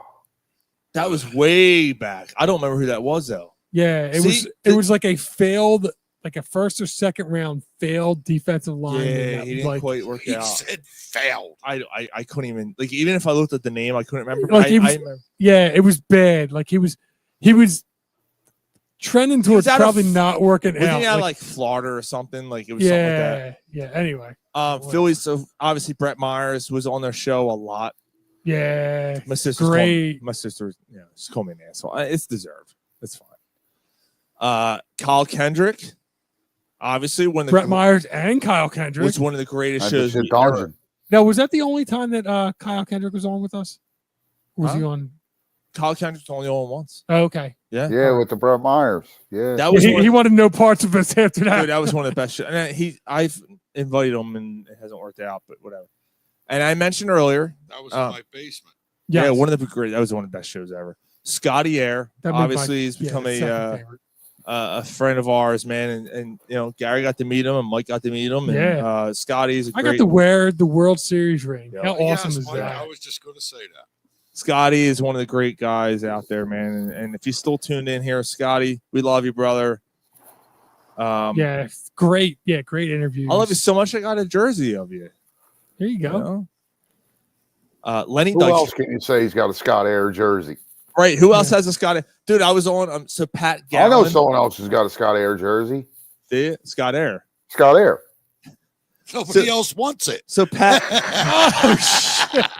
Pat Gallon of CBS would follow people around all season long last year and keep a list, an ongoing list of obscure jerseys, and I was on that list. I know shit. Scott Air, and he took a picture of me. That's funny. Lenny Dykstra, obviously we had Lenny Dykstra on a few times. I was in Mike's basement. Yeah. We had him on 2 or 3 times, I think. Yeah. He was on for the 300 show, which is awesome. But first time was at Mike's basement, which he was very nervous about, by the way. Yeah, he was I remember. Very nervous. Yeah. He called me nailed it. He nailed it.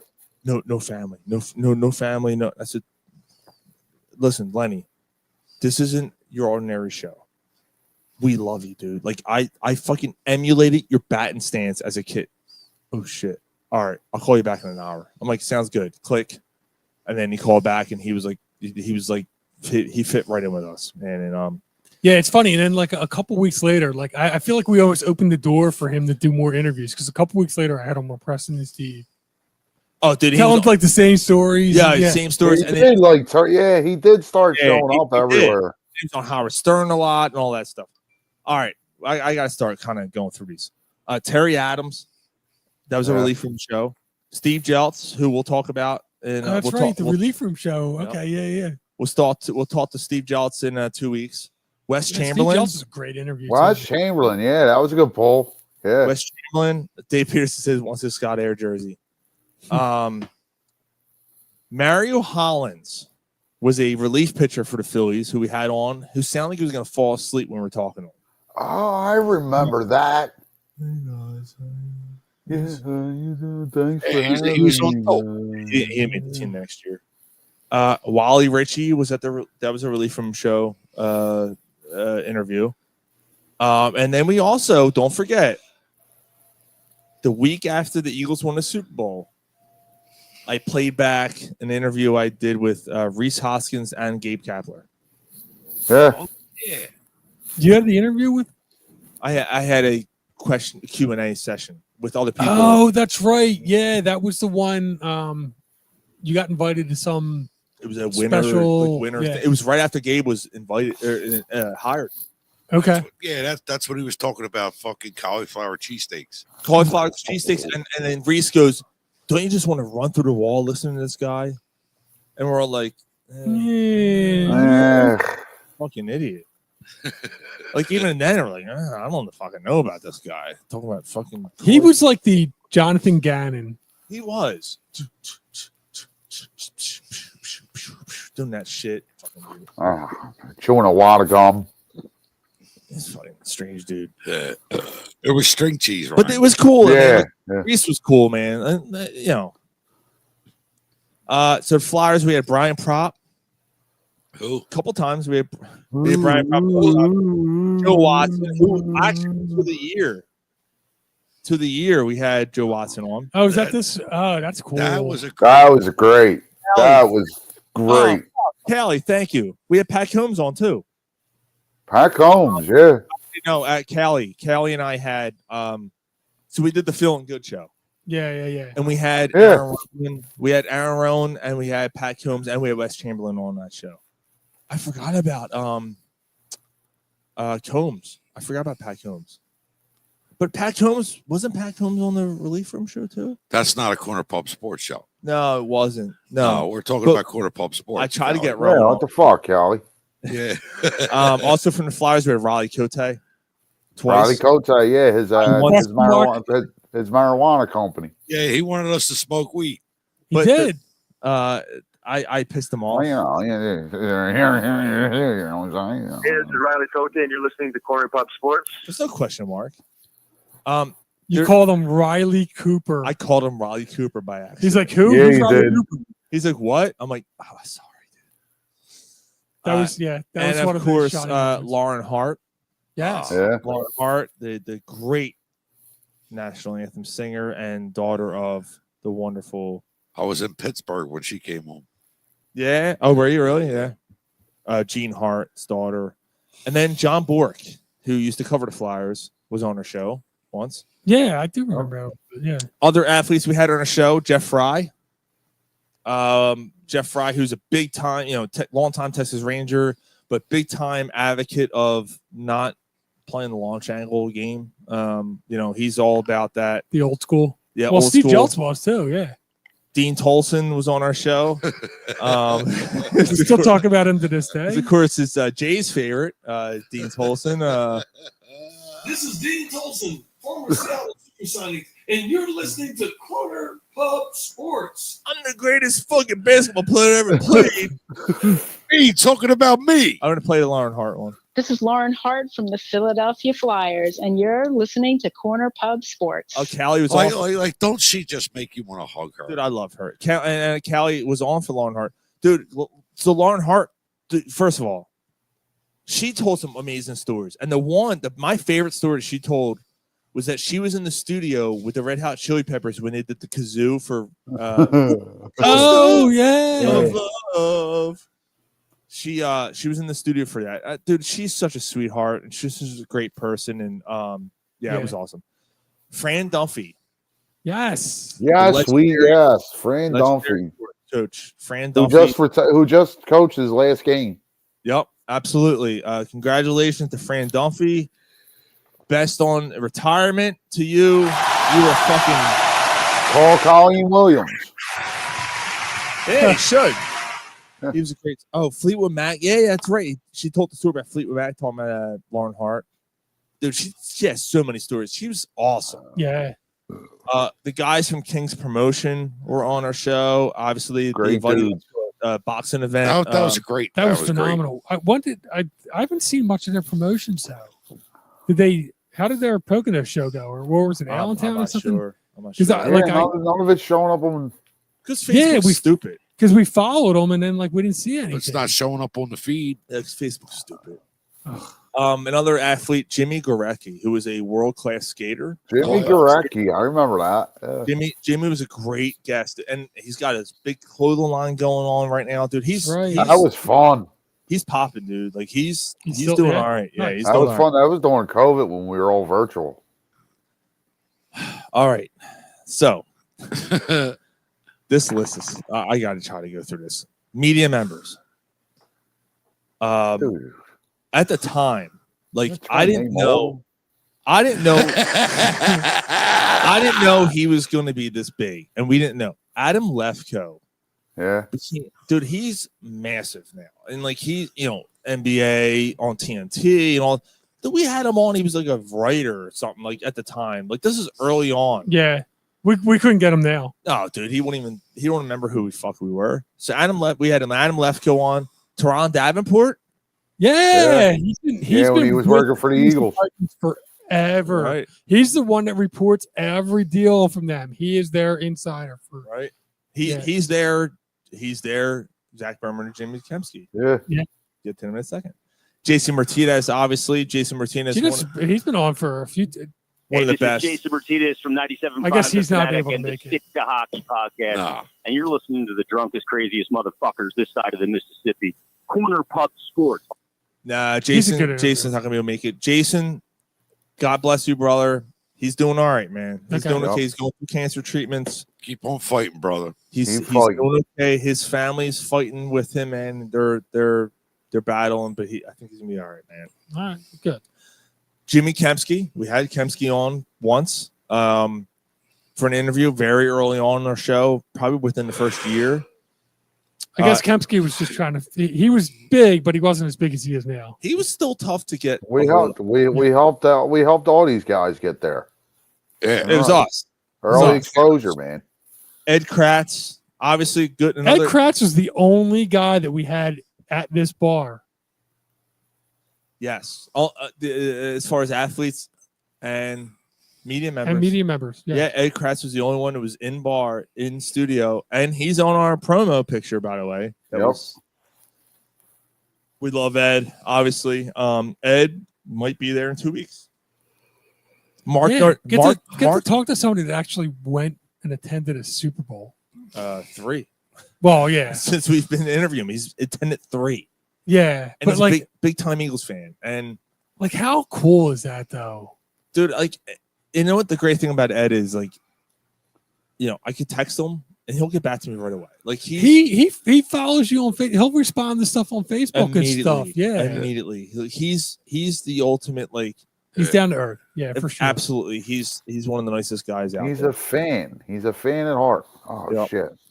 We got Peterson saying, keep up the good fight, Jason. Yeah. Talking about Martinez. Martinez is, he'll be all right, man. He's fighting. I've gone back and forth with him quite a bit over the last few months. He's battling. Mark Narducci. We had Mark Narducci on twice. Jersey media member, covered everything. Sixers, right? Covered everything. Sixers, Big Eagles, Sixers, covers right? everything. Yeah, mostly Sixers, yeah. Zach Berman.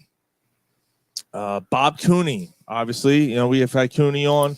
The Coon Dog, we're hoping to get him on. Bob Cooney here hanging out with the Corner Hub Sports. There's no better place to be. Call that Corner Hub. Come on, Bob. Yeah, we got to get Bob on in 2 weeks. Get get another ID from him. Yeah, well, it's not the hub. Vinny. Yo, what's up, everybody? It's Vedic Crumb, and you are listening to Corner Pub Sports. I have no idea why, but have fun. Vinny the Crumb hopefully will be there in 2 weeks as well. So Vinny was like Vinny was one of us though. Yeah, dude, absolutely. Yeah, Vinny's fun.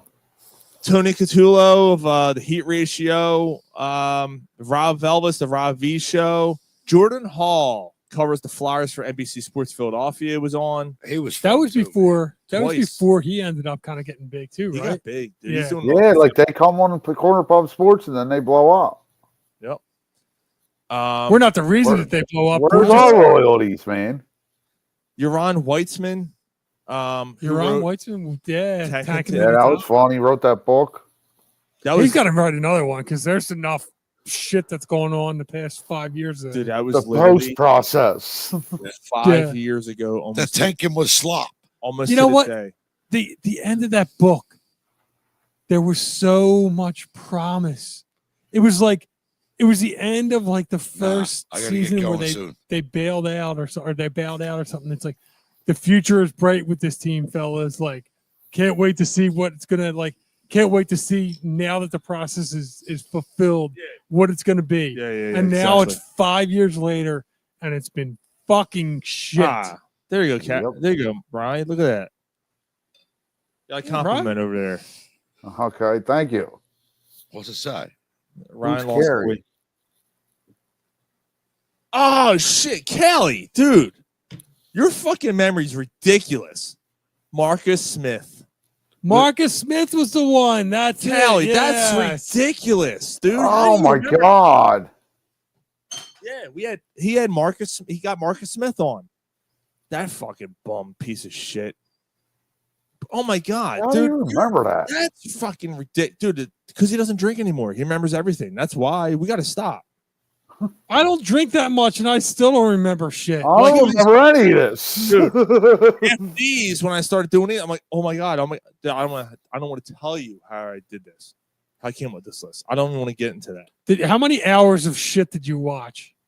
No, I didn't watch anything. Or I listen. went through stuff. It took me a while, an hour and a half, 2 hours. Jesus. Damian Adams of I forget his fucking show. It's all right. The guys from Do Ranch. Oh my god! Oh, the podcast. Pittsburgh guys. Yeah, the Pittsburgh guys. They asked me to be on the show, and I was too fucking drunk. And like I got ready for the show and shit, and I'm like, are we doing this? The guy fucking texts Sean like 6 hours later. Sorry, I was fucking. I was almost in the hospital with fucking alcohol poisoning from the night before coming to the game. Oh my I'm like, God. these fucking guys. All they just drink. I'm gonna save the next name for last of the media guy. You know what? Fuck it. Leslie Goodell. And Yeah. Leslie Goodell was awesome to have on. We had her on right after Roy Halladay died. Oh, right. And she was a big, obviously she covered the Phillies for years and years, and she had some amazing stories. And the other reason Leslie Goodell was a big part of the show is because she ended up becoming an agent in a way, a PR person. And she was the person who represented Brian Dawkins. Right. And that's how I got in That's touch with right. Brian Dawkins to get him on the show. Dude, it was not easy. It was a struggle. And I, If it wasn't for the relationship that you built with Leslie Goodell, you would have no shot at all. 100%. There was no way. And that's why Sean's the man. So fucking, I know that Sean doesn't like it, but Sean, the shit that you pull off, like I couldn't believe when I saw that, and I went, oh my God, she's representing. Well, you know what it was? I emailed Brian. You know what it was? I emailed Brian Dawkins through his website because of his book. Right. And then Leslie got back to me. I'm like, Leslie? And she's like, oh my God. And then it was like, oh, we gotta make this happen. That's all. It was weird. Yeah. I'm like, what is I'm representing? I'm like, that's crazy. Tyler Kettner, who so another story about Leslie Goodell, Yeah, though. So we go to the Phillies alumni charity. Yeah. And we're just sitting there, and Sean's like, that's Leslie Goodell. And it's like, oh, she's talking to somebody. I don't want to go over. And then eventually he's like, all right, I'm going to go over and say hi. And like you're kind of sitting there and like you're waiting for her, and then she turns and looks. She's like, "Oh my God, Sean!" Yeah. And like her eyes lit up, and like they talked for like 10 minutes. And yeah, she was with her new husband now, who's a big time college, Jesus Christ, country music, like I don't know what he does, producer or something. I don't know what he does. He might be like a record producer. I don't know what he does. He's involved with country music big time. Yeah, because they go to they go to the CMA awards and all that stuff. oh really? Yeah. Oh, that's pretty cool. Yeah, they live in Nashville now. She moved oh to really? Nashville, yeah. I didn't know that. Yeah, she moved like a year ago. So Tyler Kettner, who we've had on a couple times, big time. This is Tyler Kettner of The Athletic, and you're listening to Corner Pub Sports. Yeah, he's with The Athletic now. Local guy, big time Phillies fan. Wrote for the New York Times. Wrote a couple amazing books. He is the Phillies insider right now. He's fantastic. Yeah. Like it's him and Jason Stark to me. Yeah. Are the two best baseball writers in sports right now. Like they're the two best baseball writers. Here's one. Brandon Lee Gouton. Do you remember having Brandon Lee Gouton on? Eagles Insider, Bleeding Green Nation. Yeah. Okay, yeah. Remember that? We had him on once, and a lot of people don't like him because he spilled some shit, and people don't like that shit. But not on the show, he didn't spill the shit. But he was on WIP a lot, and but we had him on years ago. We had him on one time. What did he? What kind of controversy did he? He I think he was involved with the Was when he the Wentz? locker was that With the Wentz thing or no? I don't know about the Wentz stuff. I know with the last year with the collapse. Oh, last year. The inside the locker room stuff, and people weren't appreciating what he was saying. And Oh, thinking he okay. was, Who was but the yeah, dude? Who was the one that leaked the story about Wentz? Didn't we have him on the show? No. Oh, shit, actually, you just- San Luucci. Oh, we didn't have him San, on. No, we didn't have him on. We didn't But have we him did on? have San Lucico or we did have Carson Wentz's college roommate on. oh my God. Yeah, I just remembered that. I don't remember his name. We had Carson Wentz's college I roommate do on remember that. when he was talking about how when he was at North Dakota State. And we were like, we were so excited. And like, did he say anything about like? Did he give us any tells that like he would? He just said, he's made for Philly and this and that, and he wasn't. No, he's not. He lied. So he's a fucking piece of I don't shit. have. too. I don't have. Well, how would he know what he's made for Philly? Because he's a, He's you so know, good. He has no idea what Philly is. I said North them Dakota. fucking two in the fucking cold and fucking hunting buffalo. Like, Yeah. Chris Widger, who was a former catcher Oh, of that's right. the Chicago White Sox, who then ended up managing the Camden River Sharks. Yeah, you guys got Yeah, Ron and I sweet. got to Yeah. meet him backstage and backstage, like it's a fucking concert. In the locker room, we got in the locker room and we were in the press box. for the Camden River Sharks. Yeah, and people are looking at we had all his credentials and shit, and people are looking at us like, who the fuck are these guys? And we're covering. We're like, oh yeah, your cleanup hitter. He's like 6'7". He's pretty. And Widger's like, yeah. He strikes out. He strikes out a lot, huh? He goes, yeah, he does. Yeah, that's what you get down here. And like, it was like, fuck, man. Like, we don't know what to talk to you about. Like, that dude's a monster. He should be in the majors. Yeah, he's not good enough to be in the majors. That's why he's here. Like, he can't hit the curveball. Fuck you, Jobu. Yeah, fuck you, Jobu. That was pretty much how it was. It was like, but dude, he was a super nice guy. And then he did the thing for us. I do it myself. Callie said Berman. We brought up Bourbon. We brought up Zach Bourbon. All right, Jordan Spector, who used to be a sponsor. Hey, talking about Nick Foles' deck. Can you delete that part out? Delete that out.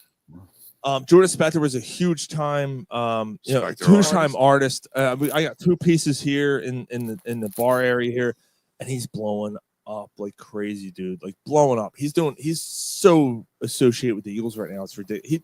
He just met Saquon Barkley. Wow. He just released a piece, like 100 pieces or 150 pieces signed by Saquon of his art. Like it's ridiculous. TK Goldsmith. TK. I Need a Mulligan show. Mark Drumheller of Yahoo Sports. He was in studio. Yep, Mark was on studio. That's right? Mark's been on a few times.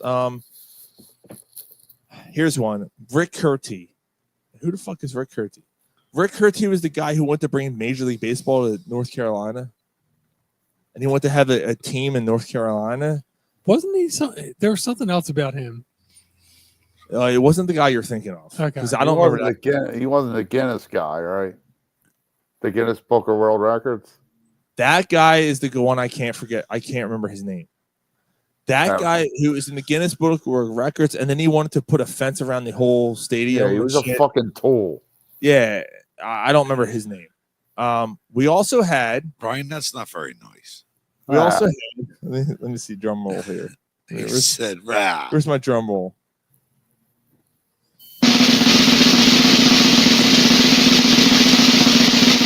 Matt Damon. Matt Damon. Yeah, Matt Damon on the show. Who was the author of a zombie book, which was awesome. He jumped on the show thanks to Callie. Actually, Callie got him on. We also had Gary's knee. The doctor. Oh, his knee doctor. That's right. When Lance got hurt, we had Gary's knee doctor on. And his doctor's like, nah, he's fucked. Like he's fucked. Like we were here, like Adam was still like, oh, we had a doctor on. Dude, I can't. Oh, I remember. And we had like what the fuck? The girls from Girls Throw 2 on. Yeah. And one was like all about us. Yeah. Yeah. And then I never heard from her again. I shoot alcohol. Fellas, this is great going down memory lane, but I gotta call it, man. Yeah, I gotta go wait for my ride. All right. 10 o'clock. Come on, you ain't even 2 hours in yet. You're home. All right, hold on. Just hold on. I gotta work tomorrow. That's the whole reason why I'm home. Let me just blow through these names, and then Mike and I'll reminisce. Okay. Here's our friends. Can you not read your writing? Welcome to my world. Because you're too fucking. Yeah. No, I know who it is. Yeah. Okay. Down the way, Dave. Oh. Yeah. Down the way, Dave. Rachel, Callie, Yeah.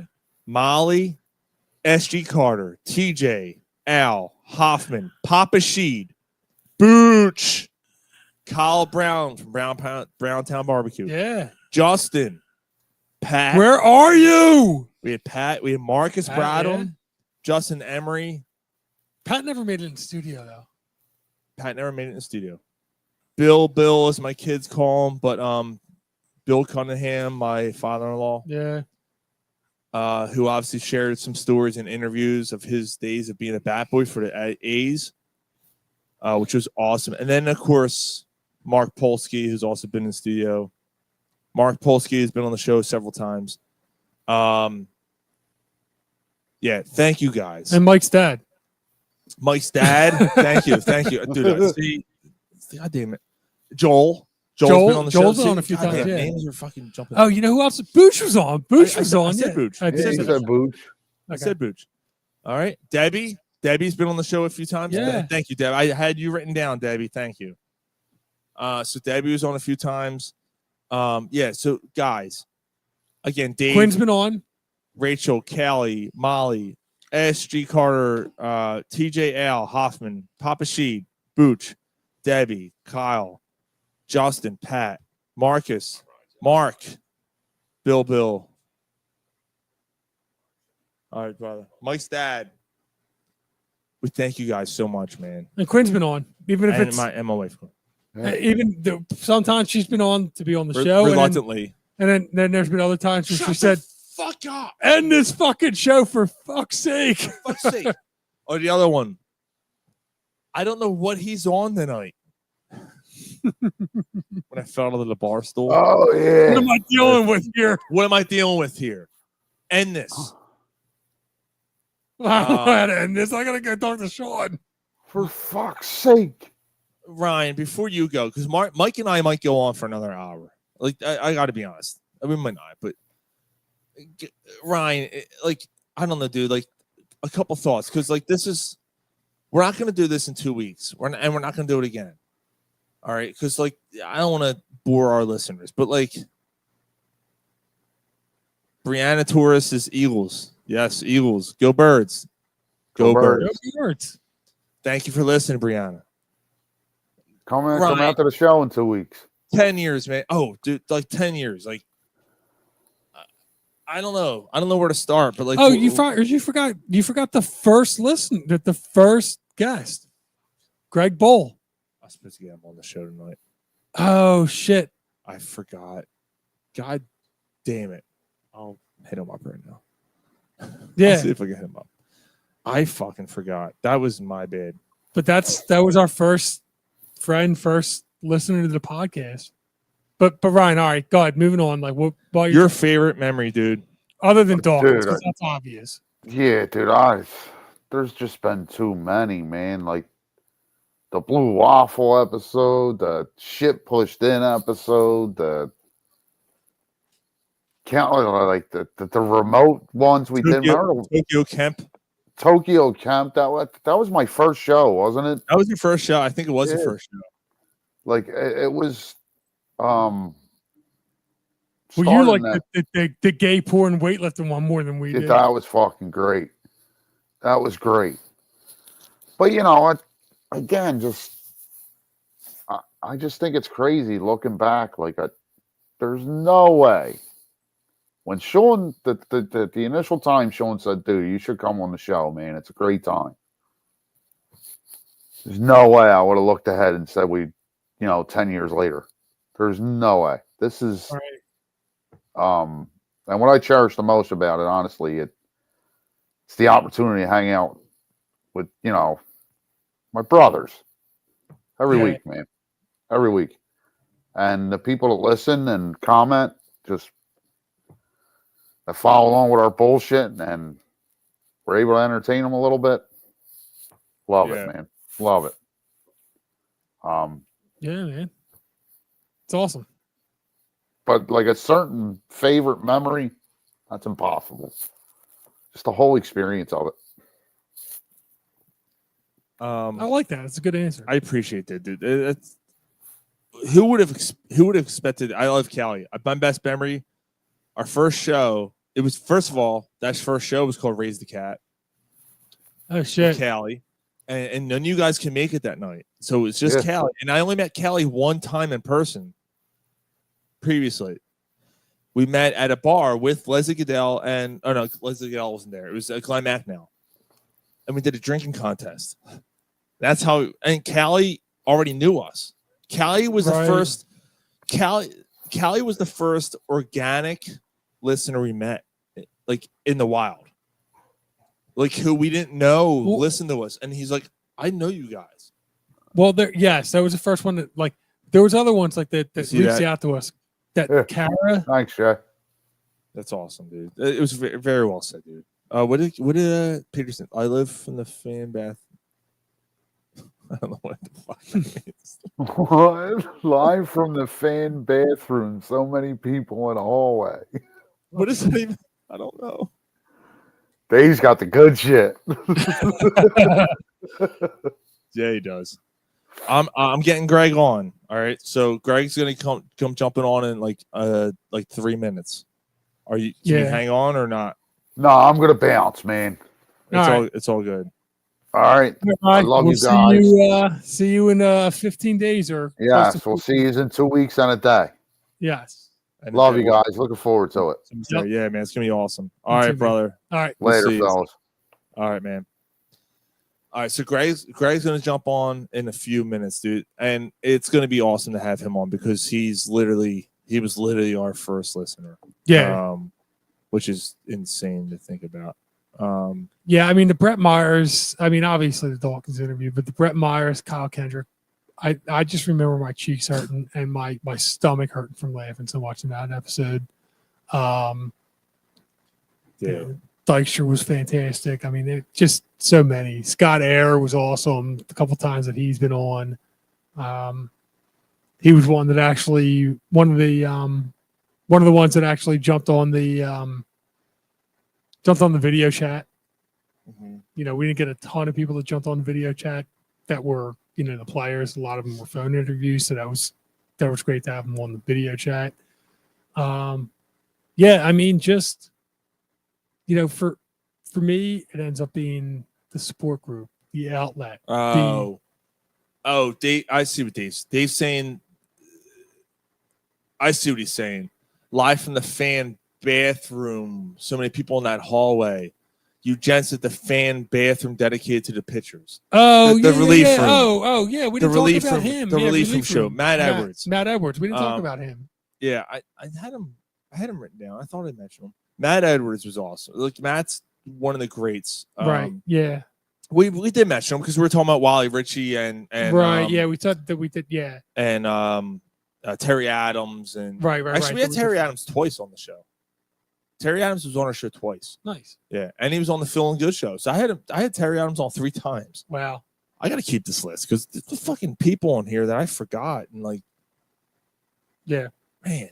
But no, I mean, so for me, just the outlet, the fact that it wasn't as we're too old to be hanging out and sitting at bars at night. We just are. At least on a Friday night. It's stepping away from the family a little bit, stepping away from work, stepping away. Sometimes it didn't work out. Sometimes it ended up the stress of the week ended up getting compounded by debates and arguments, and your blood pressure got up, and you know we've all had the situations where we've walked off or like, you know, weren't happy, but yeah, 99% of the time it's a release. It was something to look forward to. It was the ability to just kind of chill and just talk shit about sports and just have an audience and you know, interact and and meet so many great people with it. So Callie, I forgot about that. Yeah, dude. So Debbie said, I can't believe it's been 10 years. Congratulations, guys. Still great as ever. Thank you. Debbie, you coming in 2 weeks? I hope to see you. Yeah. Callie said, so I got Greg ready to come on. I'm going to give him a second here to get set up. Callie said, remember we did a show at the Green Turtle? It's me, you, and Ron. Dude, I forgot about that. The Green Turtle in not Upper Dublin. It was around that area. It was off of 309. Was I there for that one? I feel like I was. I don't know. It was a Monday night. I feel like I was driving home from work and I It was showed a up. It was a Monday night. Yeah, I feel like maybe I met up you with did. you guys there. That was a fun time. All right, so this is awesome. He can't make it because he lives in fucking Texas, but he can't make it to our 10th anniversary show in 2 weeks. That's all good. He lives in Texas? I thought he was in France. He was in Sacramento. He moved. Or Sacramento, yeah. Our first listener ever is coming on the air. Greg Bull. What is up? My man. What is up, dude? What's going on? Chilling, dude. Chilling. Yeah, dude. It's not as late for you. I mean, you're probably just wrapping up work or something. What's funny is today I was actually off today. Today's actually my birthday, so I had the whole day off. I've just been chilling all day. I don't have water. Happy birthday. Cheers. Happy birthday, brother. Yeah, but yeah, it's 9. Hopefully there's some liquor in that Stanley glass that you got there. What's that? Hopefully there's some liquor in that Stanley cup that you got there. Nah, got a early morning tomorrow, so I'll celebrate this weekend. No. All right. Well, yeah, we had 2 others on with us, and they have early mornings tomorrow too, so that's what they rolled out. Well, what is this one? Well, early actually, morning. he doesn't have an early morning. He's an early ride. That's what it is. Ryan had to leave because he has work tomorrow. Yeah, no, I get that. And we went. We go late. I knew tonight was gonna be a late night. Yeah, because it's celebration, bitches. That's why. So Jay, consider this your boner coverage. All right, just settle down. With this. Jay, calm down. All right, this is your boner coverage. All right, so we have a listener who we when we go off the air and we stop the podcast, we do something called boner coverage where we stay on the live stream goes on. Okay. And we just talk about whatever. This is his whatever, okay? So, Greg, first of all, man, before we get into anything, dude, I just, I know you and I talked on the phone, but I just want to extend all of our condolences from CPS on Greg Rosa, your partner in crime on Sports 916, dude. He passed away this couple weeks ago, and we miss him. And I miss seeing his posts on Facebook, and I miss talking to him, man. It sucks, dude. Yeah, real good guy. He was the first person that believed in my idea of doing a podcast, and he was the first sponsor and the first person to jump on board with it. And we became real good friends since then. So yeah, he passed at the end of the year, beginning of January. It feels like it was already forever ago. But yeah, unfortunately, he's no longer with us. But yeah, he was a good guy, real big loss. Yeah. So you and Greg had Sports 916. Yep. I got to hear your side of the story because I don't know how this happened, and I'm sure Ron was involved because I had no idea. So we start the podcast. So Ron comes to me. For those who don't know, this is how things happen. Ryan, who just left the show, not left, but just bowed out just now tonight. Ryan and I were writing for a freelance site, and I'm writing articles. And then Ron goes, "Yo, you ever think about doing a podcast?" I said, "Absolutely." He goes, "We should do one." I said, "Okay." This is a Wednesday. By Saturday, we had our name, logo, and the podcast ready. I just get some random text out of nowhere, like, "Hey, what are you doing? Are you free Saturday?" I'm like, "I don't. What are you fucking roping me into? I don't know." That's wild. And as a 10 years later, here he is. Yeah, and, I had no idea that what I fucking signed up for. And we started off on Mixler, right? Yeah. Mixler or MixLR or however the fuck you say it. And we have listeners. I'm like, who the fuck is listening to this? And it's you guys. And like, how did that happen, dude? Like, I'm asking this because I honestly don't know. Like, I don't know how this happened. Yeah, how'd you come across? Yeah. If I remember right, I was obviously just starting out. We were brand new to everything. And I think Mixler was just like popping up like other shows that were online. Like, it had like the active list of who was on at the current time. And I happened to click into it and was like, well, what are these guys talking about? And I was like, oh, these guys are across the goddamn country. Like, this isn't even relevant, to anything that I'm even going to know about. And I listened for a bit, and then, I think we were both like brand new to Mixler at the time. Yeah. Because I was using something before Mixler. I don't even remember what it was. It was something terrible, and it was free, and I didn't want to pay for it. We didn't know if we were going to make it happen or not. And and then, fate would have it. That's 10 years later. That's insane. Wow. It's wild.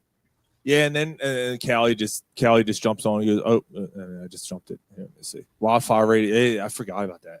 Yeah, I remember Wildfire. Wildfire was a we left and we went to we went to Wildfire, and that was their whole setup was a wildfire. It just burned to the ground.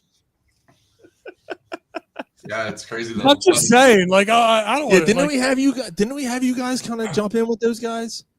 Yeah, we jumped in, and there was a lot of promises. I don't know if you guys have any relationship with them or not, so I don't know if I should not say this, but there was a lot of spray paint. A lot of broken promises that were going to happen, and it never formulated, and it was a very short relationship. It was the same way, dude. It was we look, I got to meet some people through them, and I don't want to kill them because they I want to say they tried, right? They tried, but they fucked us at the same time. Like, remember we were on stream 3, like at 8, and it made us move because like our show was at 8:00 on Friday nights, right? And then it was, oh, you gotta, there's some show overlapping us, and we couldn't get on the air. Like, what the hell's going on? Oh, these guys are still going on. I'm like, why? We're supposed to be on at 8. Why don't you guys go on to 8:15 now? And now we're gonna put you on a stream 3, and it worked. But then, like, it stopped working, and like there was all kinds of issues and all this stuff, and I remember getting you guys linked up with them, and but then they did this big Christmas party. Who went with me? It was me. You and I went. Yeah, we met with the guy from the Hooters. We met Dave Usick and met E-Rock. That's right. And we played beer pong, and like we did all this other stuff. So like that stuff was cool because we're in the studio, and like. Did you go with me to the fourth thing? Oh, Callie went with me. Here we go. Callie went with me. We did a show with Fourth and Go at Wildfire Radio Studios. I didn't do it. We played a beer pong before the show. Yeah, no, I didn't. That was fun. And I was on Fourth and Go a few times after that at Right. the studio. Their studio set was fantastic. Like they did a great job with all that. It was everything else, marketing, and basically They promised a lot of stuff. supporting your customers. Right. Yeah, was where they fell short. Yeah, I think you were on like stream 65 or it was ridiculous. And it was like we did our shows, in the mornings on either Saturday or Sunday mornings, on the West Coast. And they were like, yeah, once you're done, the file will go up. We'll get you guys right on like immediately. And it was like Tuesday, Wednesday at like 11 Eastern, it would stream. And I'm like, well, that's not worth anything. I remember that too. Like, yo, where's our show? Oh yeah, we're working on it. We're working on it. And like a week later, I forgot about dude. And the worst part is, it's like you own all your streams. Okay, cool. Well, guess what? So I can only go back so far in our history because all those shows are gone. Yeah, they're gone. Like anything that we did on Wildfire is gone. But again, it was experience. It was, I don't want to put it crashing because I think their heart was in the right place. They just were terrible business people. Like or it's just a really tough business, and they thought that they could figure it out and didn't have the wherewithal to kind of I remember like we did pregame shows in the parking lot. Actually, we did the pregame show before Carson Wentz's first game. That's right, against the yeah. Browns, and it worked out fine. Like it was great. We had Derek Gunn, who is a local guy. Actually, he's in Texas now. Nice. I think Derek Gunn? He's in Texas. I think he's Fort Worth. I think I he know does shit. I thought he was still like I think he doesn't. No. That Cleveland game that we went to. Albuquerque. I'm sorry. He's New Mexico. Okay. He's Albuquerque, New Mexico. I'm sorry. That Cleveland game, I had tickets to that game, and I was hanging out tailgating. And we walked from like 2 parking lots over so I could do the show, and then walk back.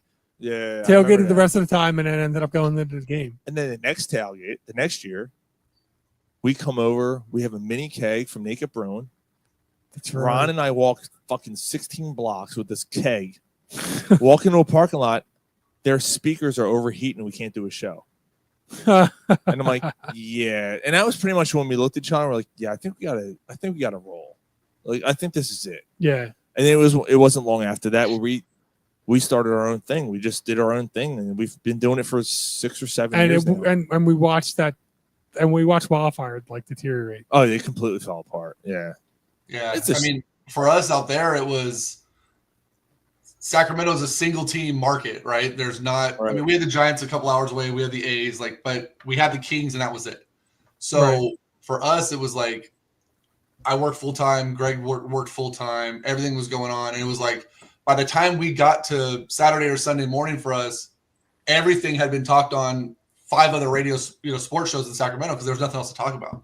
And it was like, okay, we're regurgitating things. We're doing these other things. And then that's when we started reaching out to you guys and, bringing in some more like national stuff. And it just never really took off. And, Wildfire happened around the same time that one of our radio stations was looking to bring in like a small weekend show. And that's when we like really pushed and got like our credentials for the AAA team and the soccer team and a bunch of other stuff. And we put all of our eggs in this basket with Wildfire and trying to branch out our streaming and getting a bigger reach. And then everything just like fizzled at the same time. Oh, maybe it wasn't meant to be. No, but like you said, though, cool experience. I basically had access to things I never thought I would have had access to. With the River Cats, the Giants. Well, originally, that's right. I remember that. Yeah. We had credentials for them, so I basically had free season tickets for the River Cats. I got to interview, I had one-on-ones with Hunter Pence, Madison Bumgarner, Bruce Bochy, like all these big name guys that were players. Yeah. Like, it was cool, and because of that, yeah. Had made some really, like you guys said, good connections with through the Kings. Our biggest person that we ever had on, I'm sure you remember the show, was when we had Scott Pollard on the show. Yep. And me and him kind of had I don't want to say a bonding moment, but we had a few moments when my mom was sick and passed away. And he actually had messaged me his wife had had some issues with some cancer stuff too, and he reached out and gave some just some kind words, and I gave some back. It was really cool, and so yeah, a lot of cool things happened from it. I wish it would have went on longer than it did, but you move on and you do other things, and when I moved out here, obviously, like I would have had to rebrand, do everything all over again, start all up. Since I kind of landlocked myself to Sacramento, it would have been a hell of a transition. And now there's 3.5 million podcasts on everywhere now. So it's like, well, yeah, you had to get into it earlier, It's crazy. You just hit it. So either that or you're Kelsey brothers and you just decide to Right. do one, and it helps when you're them, right? Yeah. It helps when you're Paul George, and helps when you're fucking Darius Slay, and but when we started, Greg was new to Mixler, Mix, whatever the fuck it was, Mix LR or whatever. I'm calling it Mixler. I was called it Mixler. There wasn't that many. And in 2020, when COVID hit, and I wanted to bring this up tonight. That's when we started doing the video streaming. It was before COVID. It wasn't. It was January of that year. That's we started doing COVID. We just pulled it off beforehand, or we would have been screwed. We were like, oh, let's start doing the live stream thing. This is a good idea. Well, this is right after the wildfire broke up. Like we had to figure something out. We're like, we're going to do our own thing, and we did the video stream and the Facebook and because we wanted people engaging live. It makes it so much easier, so much better to have live comments, live criticism, like you guys pop the comments up on the screen. Comments, the interaction, here, like the comments all night, dude. Like it's awesome. It kind of makes us, because first of all, it makes you feel alive, because like you see the people coming in and chiming in, and you don't feel like you're just talking to dead air, right? And like that's how it was on Mixler. I'm like, I don't know who the fuck's listening. I have no idea. Like, And maybe most of your topics, you're like, well, fuck, now what? And then other people are like, oh, what about this? What about that? You're like, oh shit, let's run through this stuff. Yeah, it helped a lot. 100%. We did our video streams at 2018. Yeah. 2019. Well, you did. You absolutely did, because I remember NFC Championship game. I was watching you guys on your live stream, and I'm sitting out in 22-degree weather, and I had a fire going, and I was chiming in, and you were like, "Hey," and you text me on the side, like, "I see you're watching. You want to call in?" Yep. And we talked about the Eagles Vikings. Yeah. And I jumped on. I'll never forget that. And like, because you saw me chiming in on your live stream, and that's where you're like, "Hey, yo, dude, like, jump in, like, call." Now Sean has to do that anytime that the Eagles make the NFC Championship game. Well, dude, it doesn't matter, rain, sleet, or snow. Build a fire. Greg, this is dumb, but it's not. So, Super Bowl Sunday this year, you called me that morning. Yep. Oh, and by the way, none of those bets hit. None of them. Just so you know. So if you guys ask Sean for parlay advice, opposite. No, I know. Seriously. But so he calls, and then I went out and did a bonfire, and everyone came out, and yo, Saquon's gonna run for 175 yards. Book it, book it.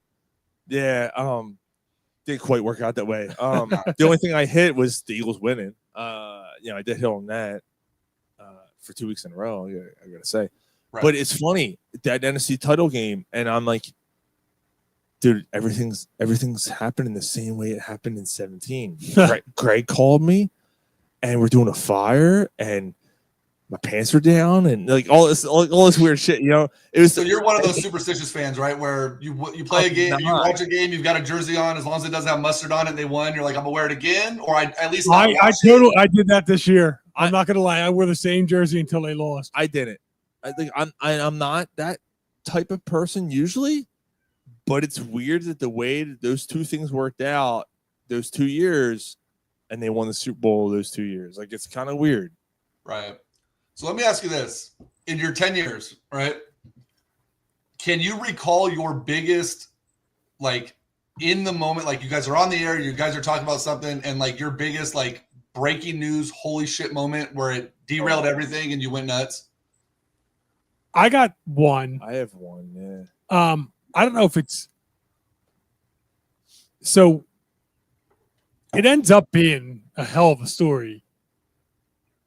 We went on the air the second after the Eagles drafted Jalen Hurts. He's taking mine. Yeah, that's mine. That was mine. Yeah. It was. We were like, what? What the fuck? And we weren't happy about it. We're like, what are they doing? Carson Wentz just came off what was going to be an MVP season. Right. Jalen Hurts was a third-round projected quarterback that the Eagles took in the second round. And then we heard Howie, and we didn't trust Howie the way that we trust him now, talking about how it's a quarterback factory. It's a quarterback factory. Right. And this and that. And we're like, why? What are you doing? Like, yeah, it was the timing was awful for it. We just didn't get it. And it ended up being Howie's the best move that Howie ever made. It probably was. As crazy as it was. Actually, as great as his draft picks have been lately, that was his best draft pick. And that was the day after, mind you, and you have to take this into context with the pick, if I'm not mistaken. This is the day after the Eagles selected Jalen Reagor over Justin Jefferson. Yep. We all sat there and we're like, yeah, we did 2 shows in a row. No, it was the day we did a live draft show. Yes, we did. We did a live draft show. We did it was like a live thing. Okay. We did a live draft show, and then because we were talking about that, how they trade. I never forget that. How do they take him over Justin Jefferson? And then we did the live show. As they did we just were sitting here. Yeah, that was probably he took mine too. That was it. It was like we literally went on for an hour. We're like, what the fuck are they doing? Right. We were so mad. Yeah. Those are always fun ones. You were probably on for the one I was thinking of for our side. It was during the NBA All-Star game when the DeMarcus Cousins trade happened with the Kings. And it was like, I remember, I'm like, wait, what the fuck? No, that can't be fucking right. My phone's on and I'm going crazy. And I'm like, there's no fucking way. It's like they traded him for Buddy Hield and who? Like, what the? Like, yeah. That derailed everything. I remember because that was one of the shows where I prepped as much as possible, right? Because it was All-Star break. There was no live action. And it's like, let's talk storylines. Let's talk the next part of the season. Let's do all this other stuff. And then I'm like, oh, I guess we're talking about fucking DeMarcus Cousins the rest of the night. But what would have been our biggest, and as you remember for us, it was Greg would come over to my place before we figured out how to do his remotely when he was having health problems and stuff. Right. And it was right before the Super Bowl. It was February of 2020. And we were supposed to be on at like 9 a.m. We were scheduled to go on at 10. And had we been on time, the Kobe Bryant death news would have hit during our podcast. Man. Oh, no shit. Yeah. Wow. And instead, I just don't think we did a show. Like, I think we were just like, it's not something that we need to be discussing. We should be talking about. Let's just let this ride. But it would have been something that would have been in our podcast, in our radio, in our recordings, whatever. But yeah, it was wild. And being in California, obviously Sacramento's, you're not LA, but being in California, that would have hit different. Wow, yeah. Well, and not only that, but I'm in Sacramento at the time. Sacramento and the Lakers, it's normally like I don't give 3 flying fucks what happens to anybody involved with the Lakers. And then Kobe dies, you're like, oh, well, that's not going to fly, obviously. Right.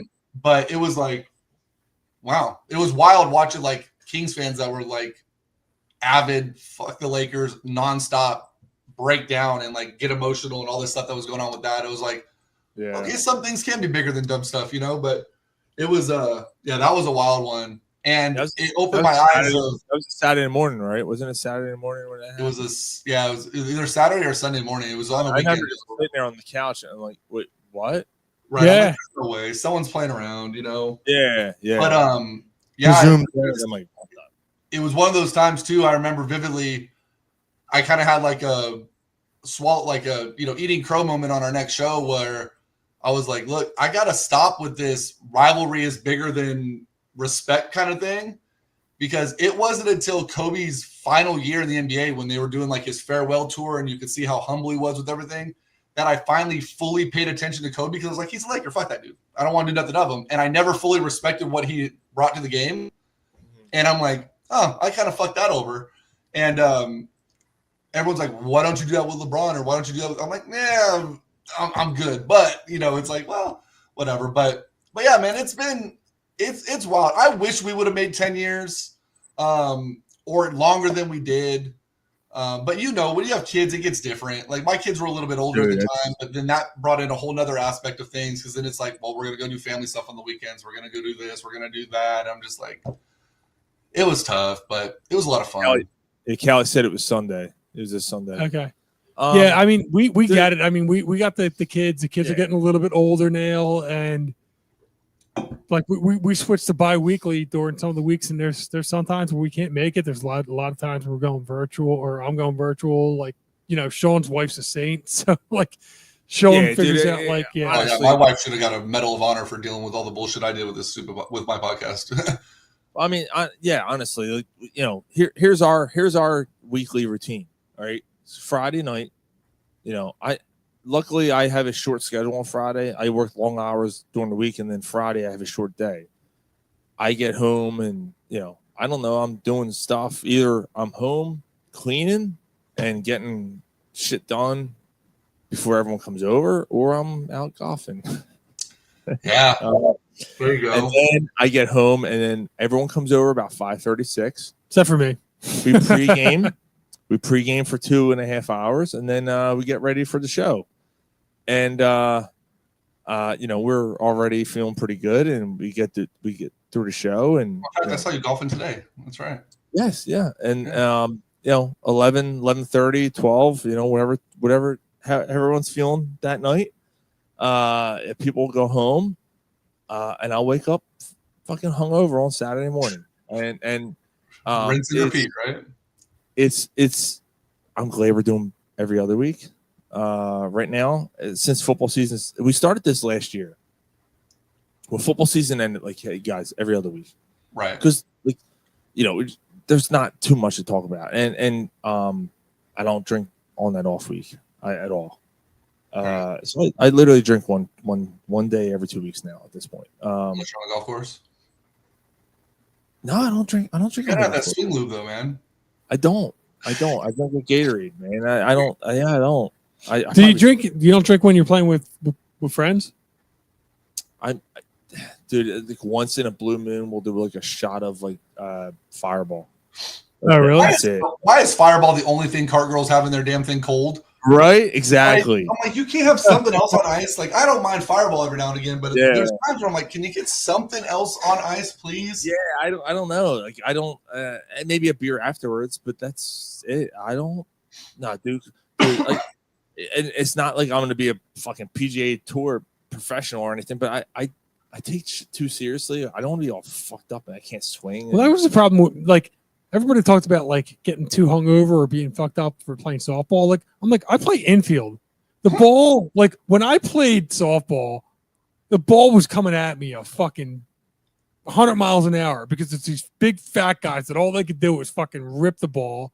It's going to take them 30 seconds to get to first base, but they're going to crush the fucking ball. And if it's hit at me, I want to be in my reaction time's got to be good. Yes, but I also ran 2 miles in the outfield. You know what I mean? Like, I'm running a lot more than you are too. Like, there's two sides to that. Yes, the ball's coming at you quicker in the infield. You can make your own decision. I'm saying what I did. But I'm also running, Well, that makes you an asshole if you decided to drink more the night before. Wait, that doesn't make you an asshole for not drinking? I decided not to drink, I'm saying. Oh, okay. That's funny. We've been golfing since middle of January out here, just for reference. But my goal this year is to drink less on the course and get my atrocious 25 handicap down into the teens. That's my goal this year. All right. Because I got to not to get into our golf games. The only my biggest flaw is, dude. It's the chipping. Chipping is killing me. I got to get that cleaned up. If I can get that cleaned up, dude, I'm going to be hitting the low 80s, high 70s, dude. Like that's where I'm at. So there you go. I just got to clean that up, dude. It's killing me. I can't figure it out. I have no feel for chipping at all whatsoever.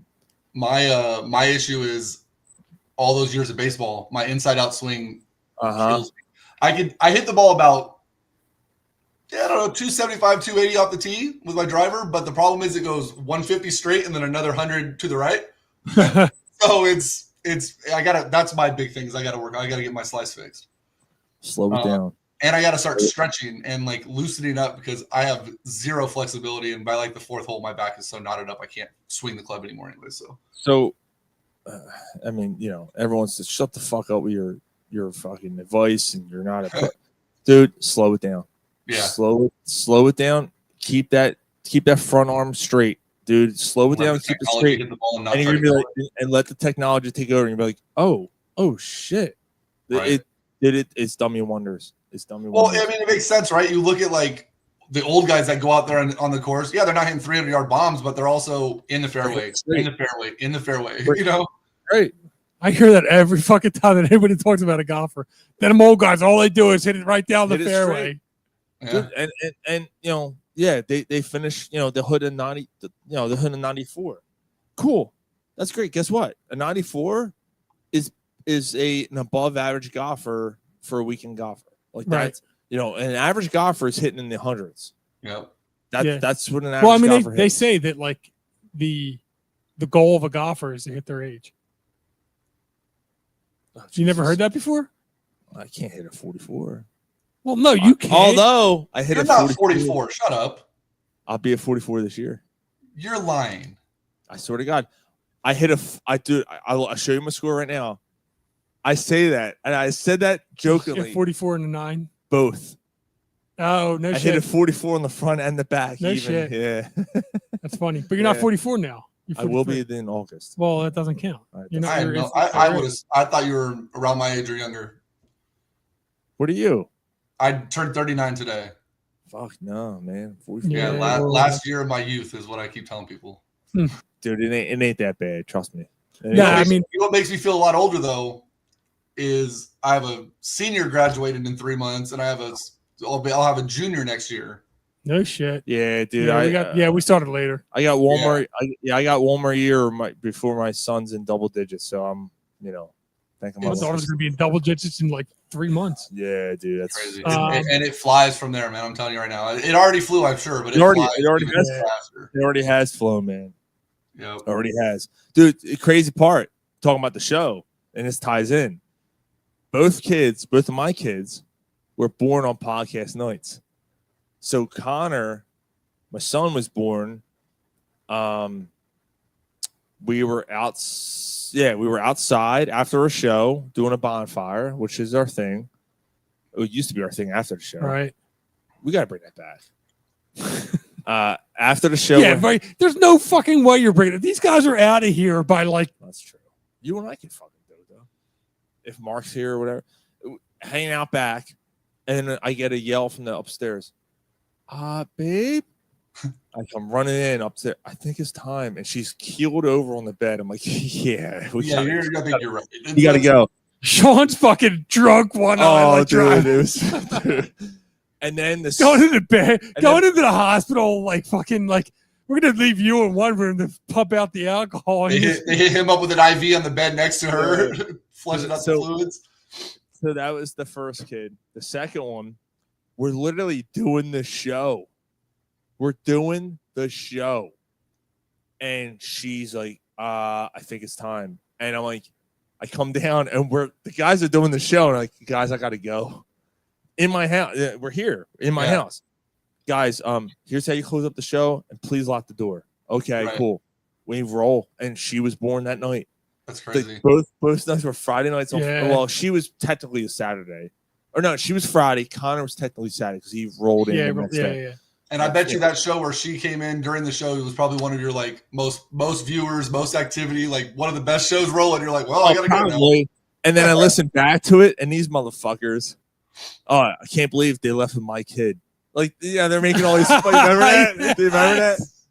Dude, and one of the best. 2 weeks after my daughter was born. Actually, do I have that? If I have it, just bear with me, Greg. Yep. If I have this clip, I'm gonna play. I played it before, and it's one of my favorite fucking clips because it's 2 weeks later, and my buddy Dave. Oh, is this the? Oh my God, no! Yes, I gotta play it. You're gonna play it? Yeah, I have to. Come on, why isn't it loading up? So it's not loading. You got to. He's trying to set it. All right, there we go. He's trying to find it now. So his buddy Dave passed away.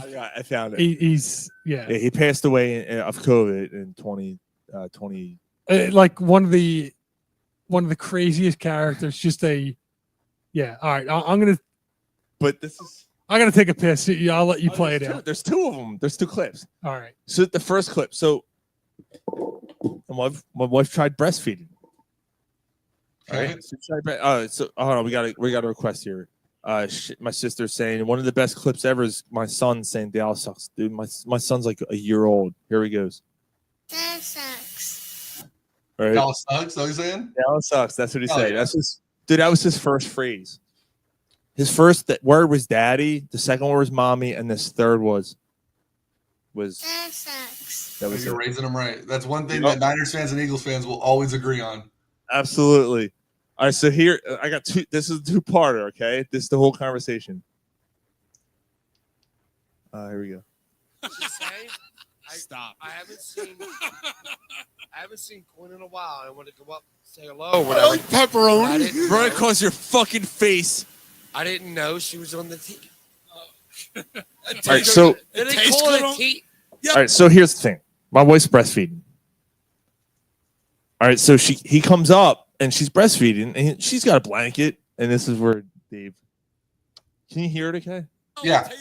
Pizza, bro. Close and shut my fucking. Do they call it teat when it's a cow? Is it a teat when it's a cow? Is it? I don't know. It's been 20 years, man. No. Shut the fuck up. Is it a teat though?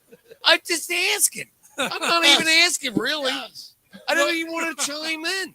But is it a teat or a tit? Yo, Dave, either way. I didn't know. I just wanted to say, listen to me, brother. she's Why the is it every lady time at it's the Dave's house. there? She's the lady at the house. Shut up! Hey, Yo, Dave, listen to me. Listen. Yo, Dave. Either way, you get a glass of milk. I don't know. Oh, fucking God. Either way, you got a glass of milk. That's fantastic. That's the first clip, and here's part 2 of that. I miss him so much. It's not even funny. I miss him so much. All right, here's the second part. Dave, I gotta ask you a question. Well, wife had nice tits or what? What's that? Wife had nice tits or what? No, I didn't get there yet. Kira was there. Kira was there. I didn't get there. I went like this, and you told me you go. Hey, she's I'm gonna milking. try again. I didn't get to his teeth yet. Jesus. Dude, he was such a character. Carrie, she's saying what's in 2 weeks. Carrie, our 10th anniversary show at Sandy's Roast Beef and Ale in Langhorne. Celebration. It's a Saturday afternoon at 2 p.m. If you can make it, come on, make it. It'll be a good time. Is that Carrie from high school? No, Carrie. Actually, you want to talk about an early listener? Carrie Rosno, who was one of our early listeners, still chimes in from time to time. Oh, nice. Yeah, and she chimed in earlier. And every couple of weeks she jumps in and says something. So yeah. Let me ask you, see if you remember this. See if you remember. Do you remember what our... Oh, you froze. Shit. You froze. Oh, we're back. All right. What's that? Do I remember what? What was our go-to sound effect on our show? Do you remember? Your sound effect when you started? It was like it was the one we played for damn near everything. It was like one of those just like gotcha moments from Veroza. God damn it. All right, I have it right here. Hold on. No, do you still have it? Yeah. If my fucking phone was turned on. Actually, so You remember when he got mad at the Niners for taking a punter in the 4th round, Bradley Pinion? That's awesome. Oh my god, And that's we great. got going, and I'm like, "Hey, let's go through the draft picks." And I was like, "Oh, da da da." We alternated rounds, and I was like, "All right, I'll do the first and the whatever." And it just landed on that, and I was like, I could see him stewing, and I'm like, "What are you doing, man?" Oh no. You there? Yeah, we're good. Yeah.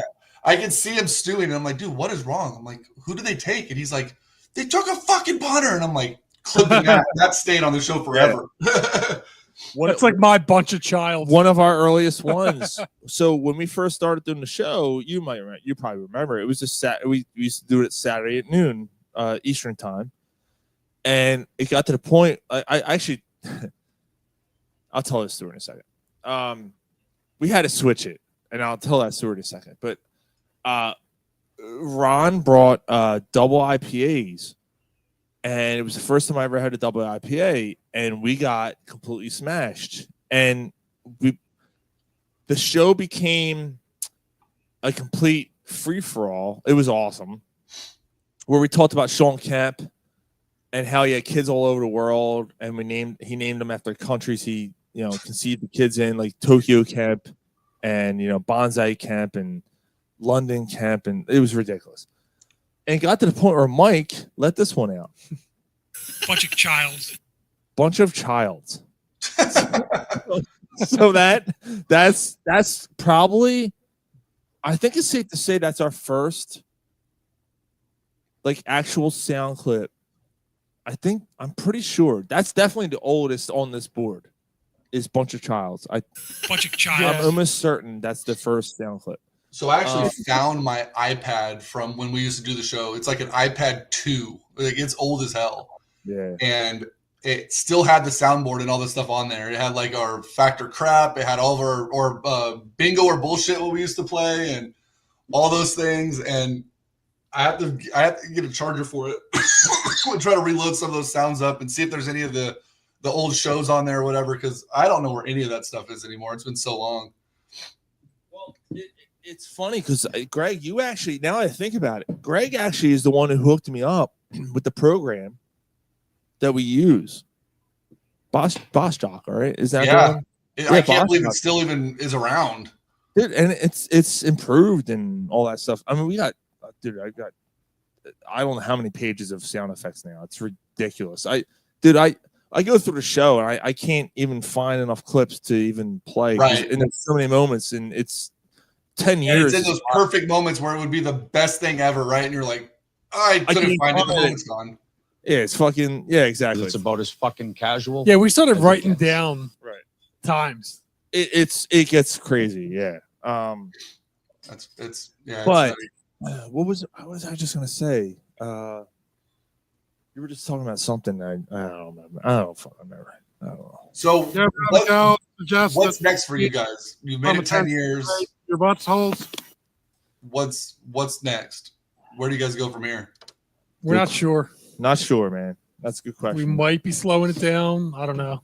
Yeah, I think I like want at everybody to surprise where you're like at the 10th anniversary show. You're like, all right, guys, and this is our final farewell. Have a good one. Like, no, not quite. It's not going to be like that. But I do think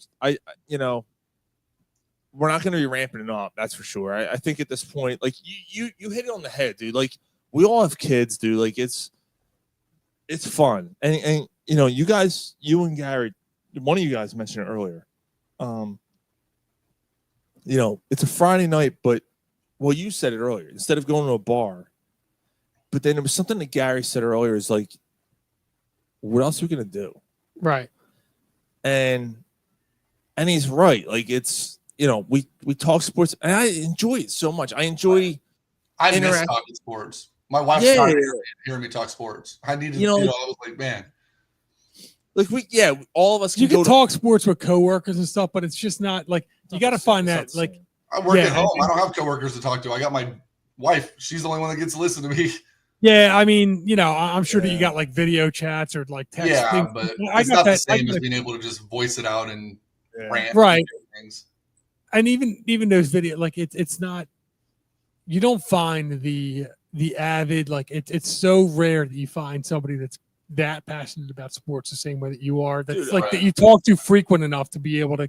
Right. And when you're at work, you feel guilty talking about. I mean, shit. we get to the point. We've gotten to the point on this show.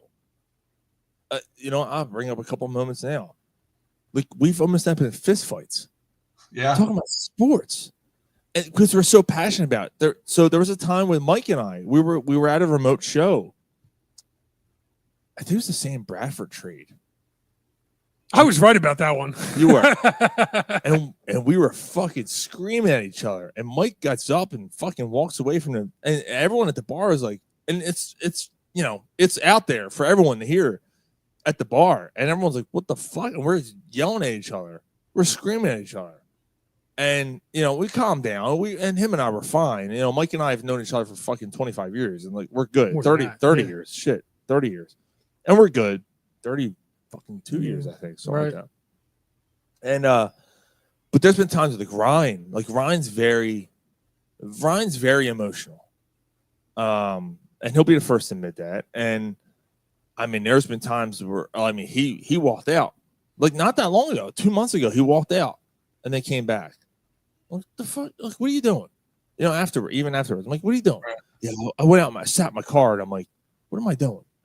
These are my friends. And he went back in. Right. And I'm like, and literally, dude, we're talking. Ryan's actually gotten a lot better with it too.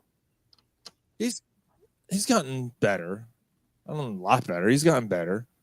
But he was fired up, and I don't remember what the fuck we were talking about. And it got to the point where I was like, dude, like it's friends talking sports, like, but it does get tough. I mean, again, when you're here and it's a Friday night, it's the end of the work week. This is your time to decompress, and you come over. That's what it was. It was that's what you said earlier. It's what else are you gonna do to decompress? Right. Like, are you gonna just go out to a random bar and run? But at the same time, there's times where, on this show, it doesn't become it ends up getting your blood pressure up, or it doesn't become decompressed. It becomes such a weird phenomenon, or a weird kind of like vibe that like it's like, man, this isn't stressing me out. This is actually, or this isn't like decompress. It's stressing me out. Oh, you don't. I'm sorry. You don't have the screen. I dropped the screen. Callie. Do you remember that one? Andrew McCutcheon. Him and Ryan stopped talking to each other for like 2 years. Sean and Ryan did? Yes. Callie and Ryan stopped talking over the Andrew McCutcheon signing. But they were calling each other assholes and stuff over the internet and all that. Like, they were going off. And I don't want them on the fucking show anymore. I'm like, come on, guys. Like but at the same time, that's the great part about it. Like, that's what sports does to you, Right. Yeah. We used to have our like list of topics we wanted to do. We would find out which ones we were most interested in talking about, especially the ones that we had different opinions on.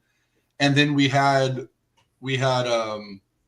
like softball style topics where if we were getting too heated, we'd be like, all right, let's hear from so-and-so. And then we'd be like, so-and-so's favorite sport is baseball because he could do that. Like, we would switch to like the most like vanilla topic that we could kind of like calm back down on and switch gears on, or things like that. Because I remember vividly, there were times, not so much with Greg, but I had 2 other iterations of hosts with me on that podcast.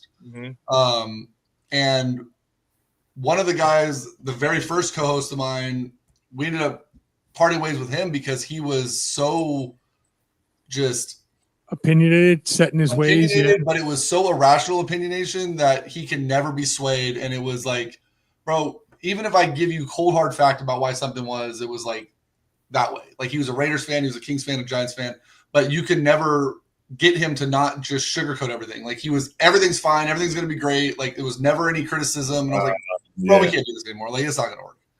And then, so it's we give Gary a hard time about the fact that like the Flyers are rose covered. Like, he just won't kind of admit that the Flyers are have anything, but yet he shits all over the Sixers. Like, so yeah, we've seen like it's. Dude, when the Sixers lost to the Celtics in Game 6 and 7 when they had a lead in that series, I never lashed out like I did. This stand here, I ripped it out of the. I was screaming. I was so intense. I ripped this whole thing out. It was like Axl Rose, and I was so mad. And then it was like not that long after. Yeah, an epiphany. I had epiphany, and I'm like, you know what? I can't let this do this. And it was like, I think it was like months later. It was New Year's resolutions. I'm like, my New Year's resolution is not to let these teams bother me so much. Right. And I'm like, let me not be so negative. And then like it lasted like 3 months, and then I was like, I'm like right back where I was. I don't think I'm gonna have a problem with that coming up this year. I mean, the Niners, I don't even think they're gonna have a roster to fill, let alone any type of aspirations of doing anything good. Like, I'm just like, yeah, how crazy is that? How fast that it deteriorated, and that's the thing. Like, that's where everybody. Right, yeah, so we were talking about this earlier, Greg, and that's where when everybody was like, everybody's talking about what Howie Roseman's doing for the Eagles. And how he's not making any deals and this and that. And like, what is he doing? Like their window, blah, blah, blah, this and that. But Howie doesn't want to be the 49ers 2 years from now. Right. Howie wants to, he's setting themselves, they got a little bit of money now. He doesn't want to strap them to the point where everybody's leaving in 2 years. Right. And like for the Niners, like, I mean, for me, it's like, okay, I was talking about with a buddy this today. I'm like, the Niners obviously had a very good roster. They went crazy as hell to try to fill it to get to the Super Bowl to win, to chase that ring, right? They had a window. They went all in. Yeah. And they got to the NFC Championship game when Purdy got hurt against you guys. And I wholeheartedly believe if he stays healthy, like, we have a very good shot at winning that game and going to the Super Bowl that year. We get to the Super Bowl the following year. The Chiefs, they ended up beating us. I think if that was the overtime leg up, I think it's a whole different game. But it's like, you can't really be mad at the Niners for putting themselves in this situation because they achieved what they were trying to do by going all in. Yeah, they didn't win it, but they were knocking on the doorstep 3 years in a row. Right. So it's like, okay, I get it. But now it's like, man, like, I thought we had one more year before the cap murdered us. And it obviously came back to bite us in the ass. Right. And I guess this is where Howie's like, you know what? We got the opportunity to the Eagles, like, you look at the stats this century, the Eagles have been the best NFC team. Yeah. They've made the most NFC championships. They tied for the most Super Bowls. Howie looks at it as, yeah, we got that. Do we want to go all in for this next year? Right. Or do we want to be good for the next 5? If we go in all for this next year, I'm not sure if we're going to be good for the next 5. We could be the 49ers 2 years from now. But if we really kind of scale this back and take our licks a little bit, we might still be good enough to win. But now we're going to be good enough to win for the next 3-4 years too. Yeah. And we're not like, I can't fault them for that. Yeah. See, I don't think the Niners have fully closed their window. Like, we still have a very talented team. Yeah. Getting Robert Saleh back on our defensive coordinator side is going to be great. They were hurt last year, dude. They had lost a lot of guys last year. Right. But then losing Debo, moving a couple of the pieces we moved, I think it's going to, in a way, be good because it's going to take away those quirky players that Shanahan feels he needs to be cute with. It's going to be more of just a standardized offense, right? You don't have to have so many people trying to touch the ball. There's only one ball to spread around, all that shit. But McCaffrey. What's that? You still have, like, McCaffrey got hurt last year, right? Right. That was he's going to be gone till mid-year. So there's a lot of pieces. Like McCaffrey, like it's been a history of him. Hurt back. He's back. Yeah. Like he'll probably be healthy this year. Yeah, but do they have enough weapons to where they don't have to where he's not the primal focus to where there's I don't think the Niners are going to be in that bad of a spot offensively. If they don't shore up the offensive line, we're going to be toast. But, Ayuk's going to be gone until mid-year. But we have Jawan Jennings, who proved he's a dog. He can play really good football. We still have Ricky Purcell, the rookie last year. 50 Cent is what we call him. He can play really well. McCaffrey, you have Kittle's going to get more touches with Debo gone. Like, we signed Robinson from the Rams, which I don't really feel too great about that move. But, like, I think it's going to be good for the Niners just to simplify things and not be cute and just play regular football again. Like, Shanahan just gets too predictable, too set in his ways, and I think that's what ultimately ends up hurting us. But what I think is going to be interesting is if midway through the year, if we find out that Shanahan's finally on the hot seat or not, because I think his time is starting to run a little short if he doesn't start to figure shit out, because he's not performing where he needs to perform. And I don't know that last year I would have been really upset about that, but by having Robert Saleh on the bench, another guy that's in the organization, I think he got a raw deal in New York. I think he would be fine to slide in. I still think they're in Belichick's ear if they wanted to bring Belichick in, as like a standardized offense and run it if they lock Purdy up. Like, I think there's going to be options there for him, but the window's definitely. It's a fat guy trying to squeeze through a small window at this point. It's going to be interesting for sure. That's kind of weird though, because it's kind of a little bit of the same situation. Shanahan's got a little bit more of a track record that we have with Sirianni, but the guy's been the NFC Championship game and then the Super Bowl. He had one bad year, but here's the thing though, he hasn't had one bad year. So he's been with the Niners since 2017. 101 games have been played in the regular season. Guess what the Niners record is in those 101 games? 63 and whatever. I don't know. 55 and 48. We're barely over 500 as a team. And another wild thing that I heard a couple weeks ago, since made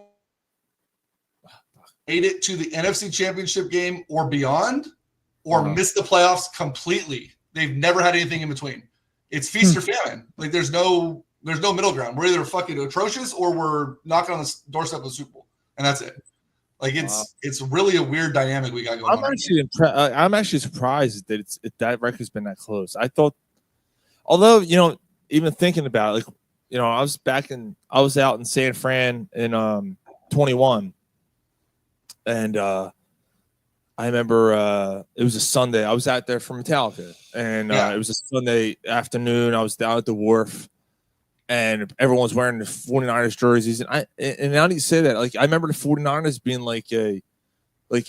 and that was December. That was end of December. And the Niners were like a ranked 500 team hoping to make the playoffs. Now that you say that, that's funny. You say, I remember that. Yeah, and I'm like 21 or 22. It was December 21.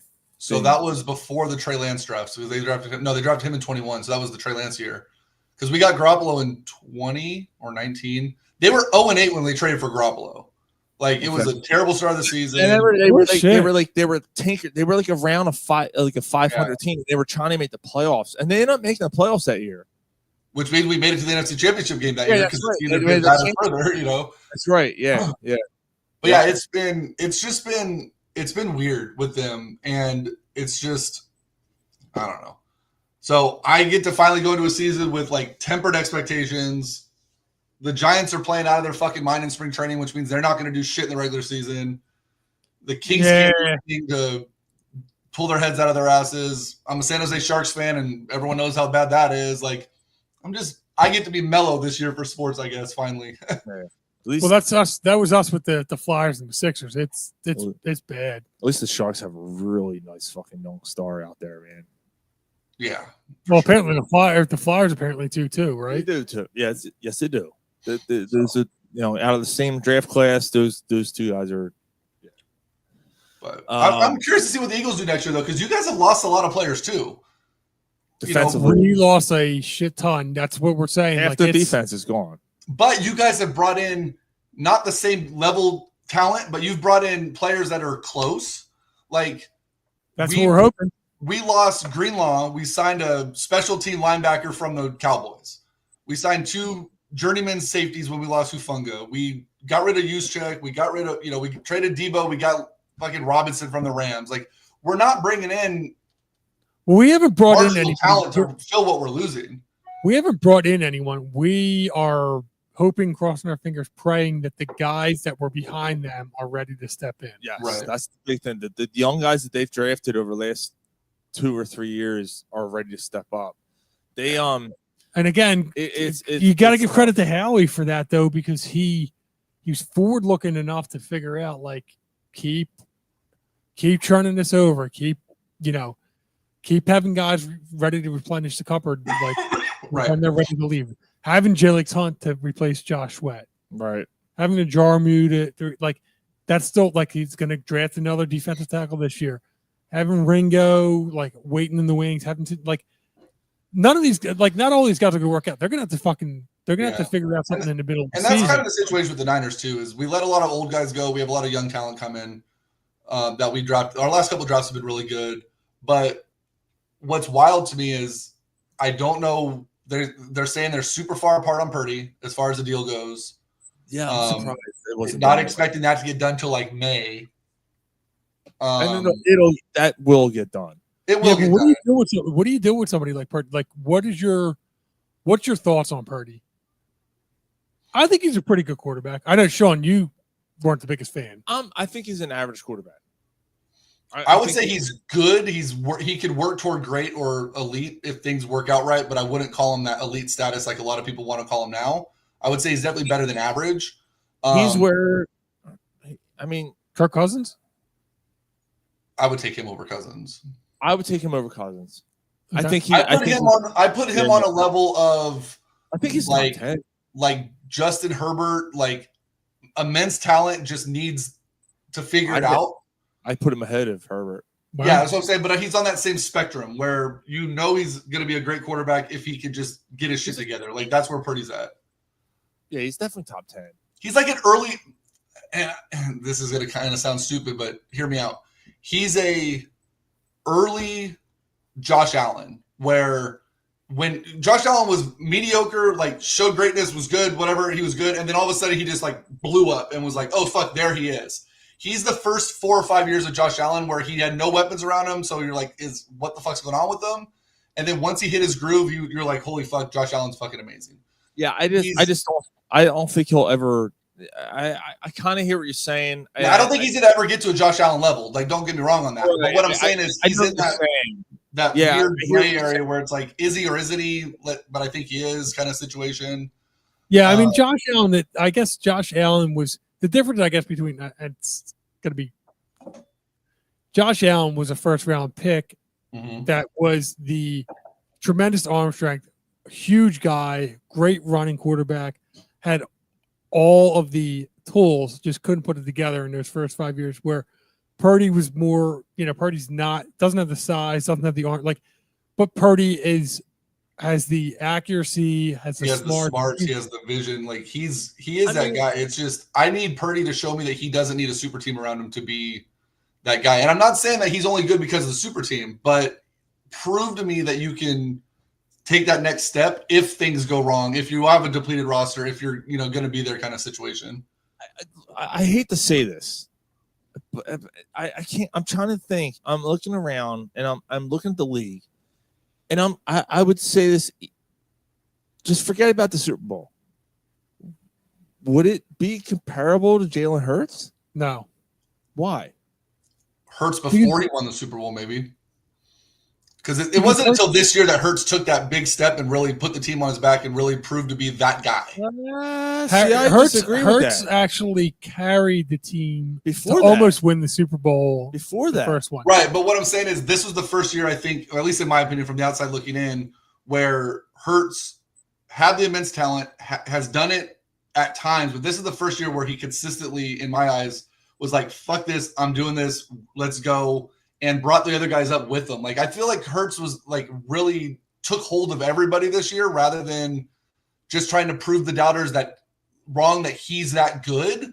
I think he like finally, like I said, in my opinion, finally was like, look, I'm that good and I'm a leader. I'm your guys' guy. Let's rally together and let's fucking go.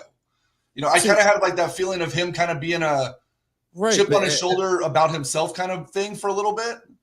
And that's where I'm kind of at. Like, you don't think that Purdy's comparable in that aspect where he can look at that and go, all right, you want to get rid of Debo and all this stuff, and I can still show you that I can still win games. And I'm not saying they're the same player because Hurts is much more of a, Hurts will run more than Purdy will.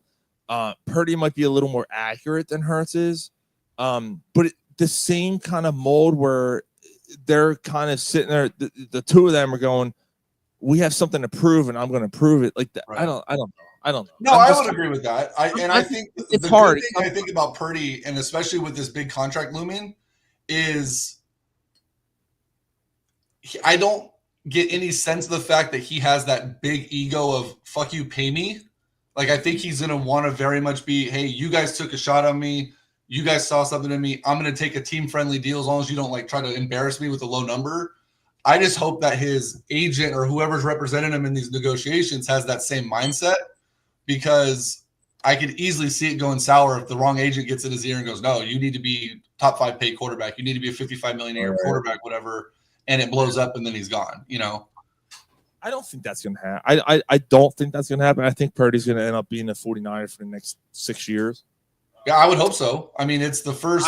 I think that's what's going to happen. I think they're just feeling out the market. And unfortunately, the longer they wait, the market's kind of. Geno Smith is going to set a market for him at like 42 at the low end, and then it's going to be Sam Darnold is there, and it's going to be rough. But that Sam Darnold contract was stupid.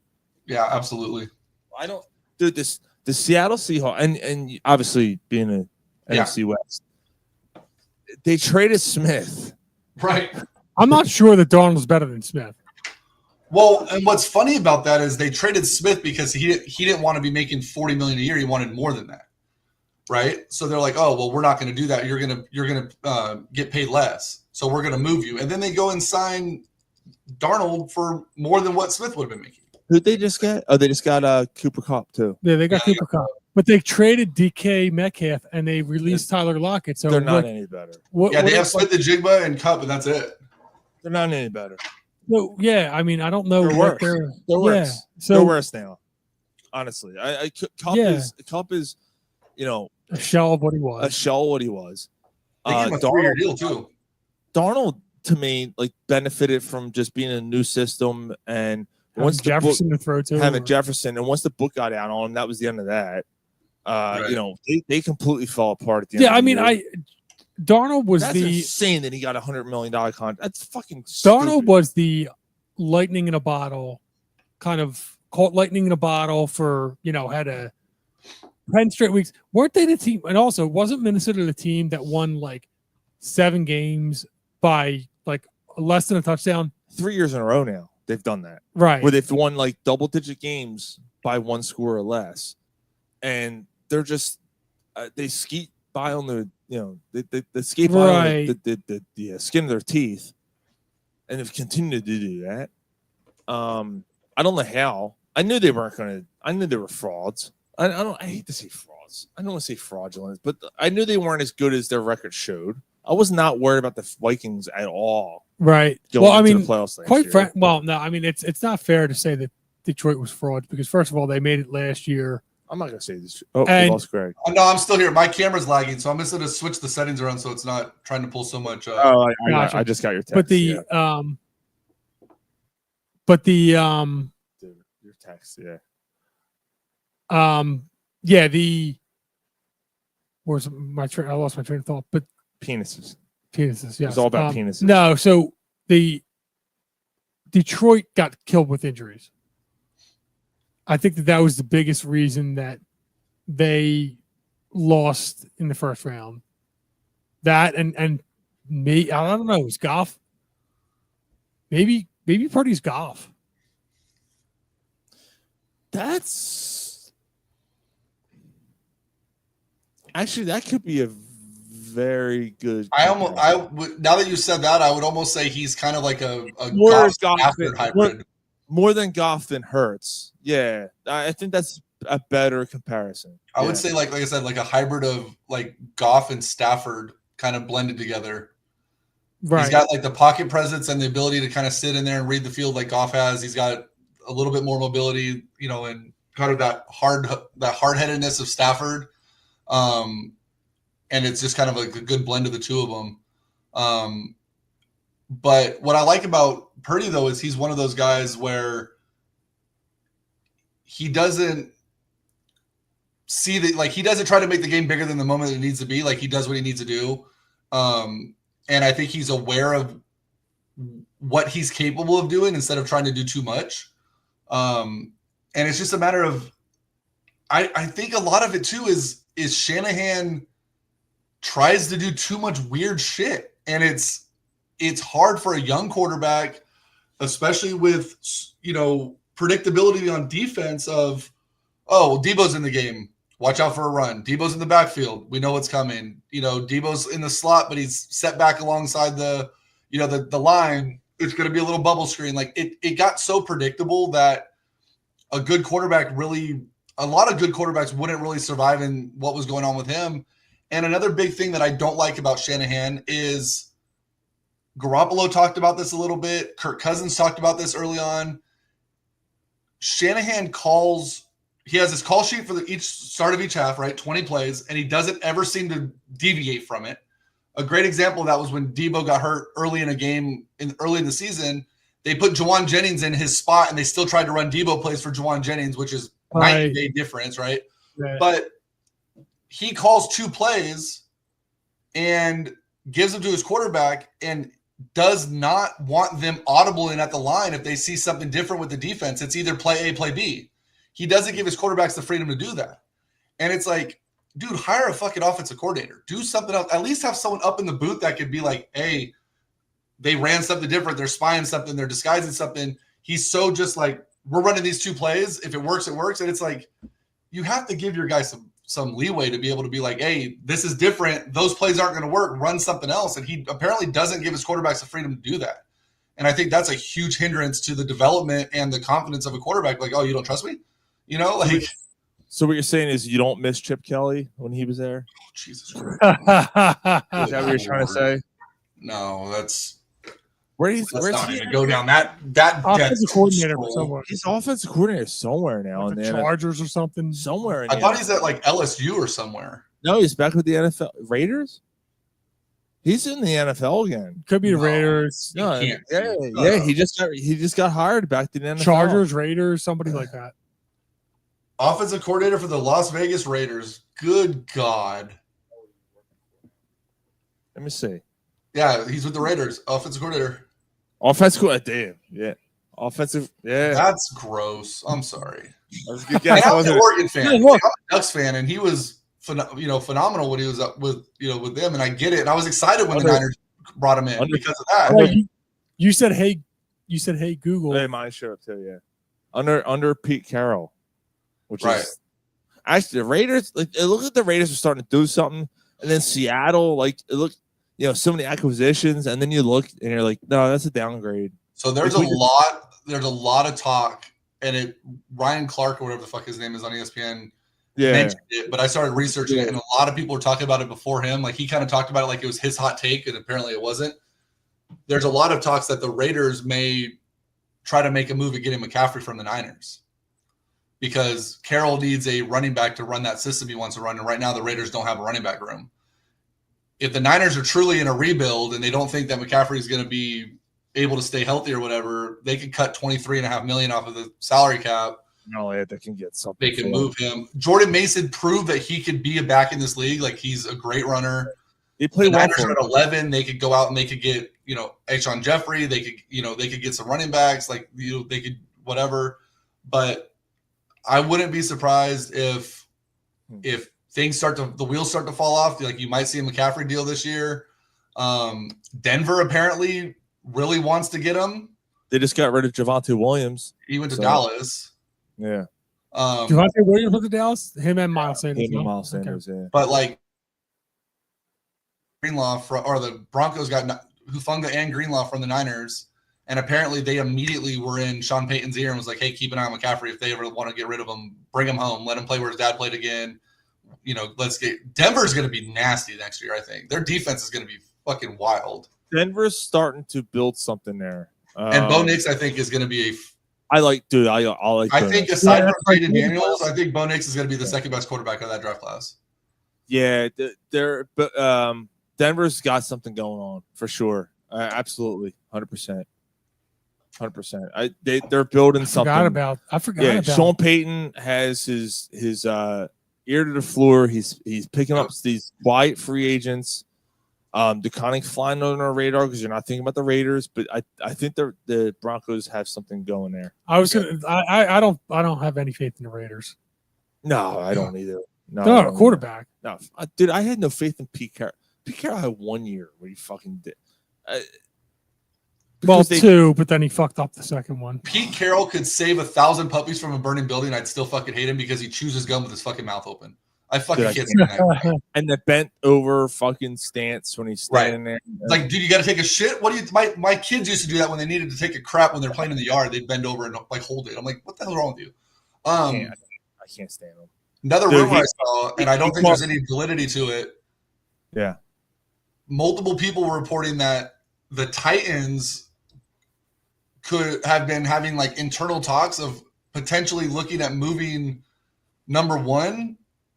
And the only team that people have heard mentioned is San Francisco for Brock Purdy. And like a 1 in like the Niners 11 or something to get Purdy.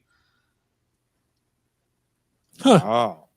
Now, if the Niners believe in Mac Jones for whatever god-awful reason, and they could get Cam Ward or they could get another quarterback to sit behind for a year and rebuild the roster up, you have a cheap quarterback. You're not paying him $45, $50 million a year. Well, look, if the Niners are doing that deal, they don't believe in whoever the backup, Mac Jones. Right.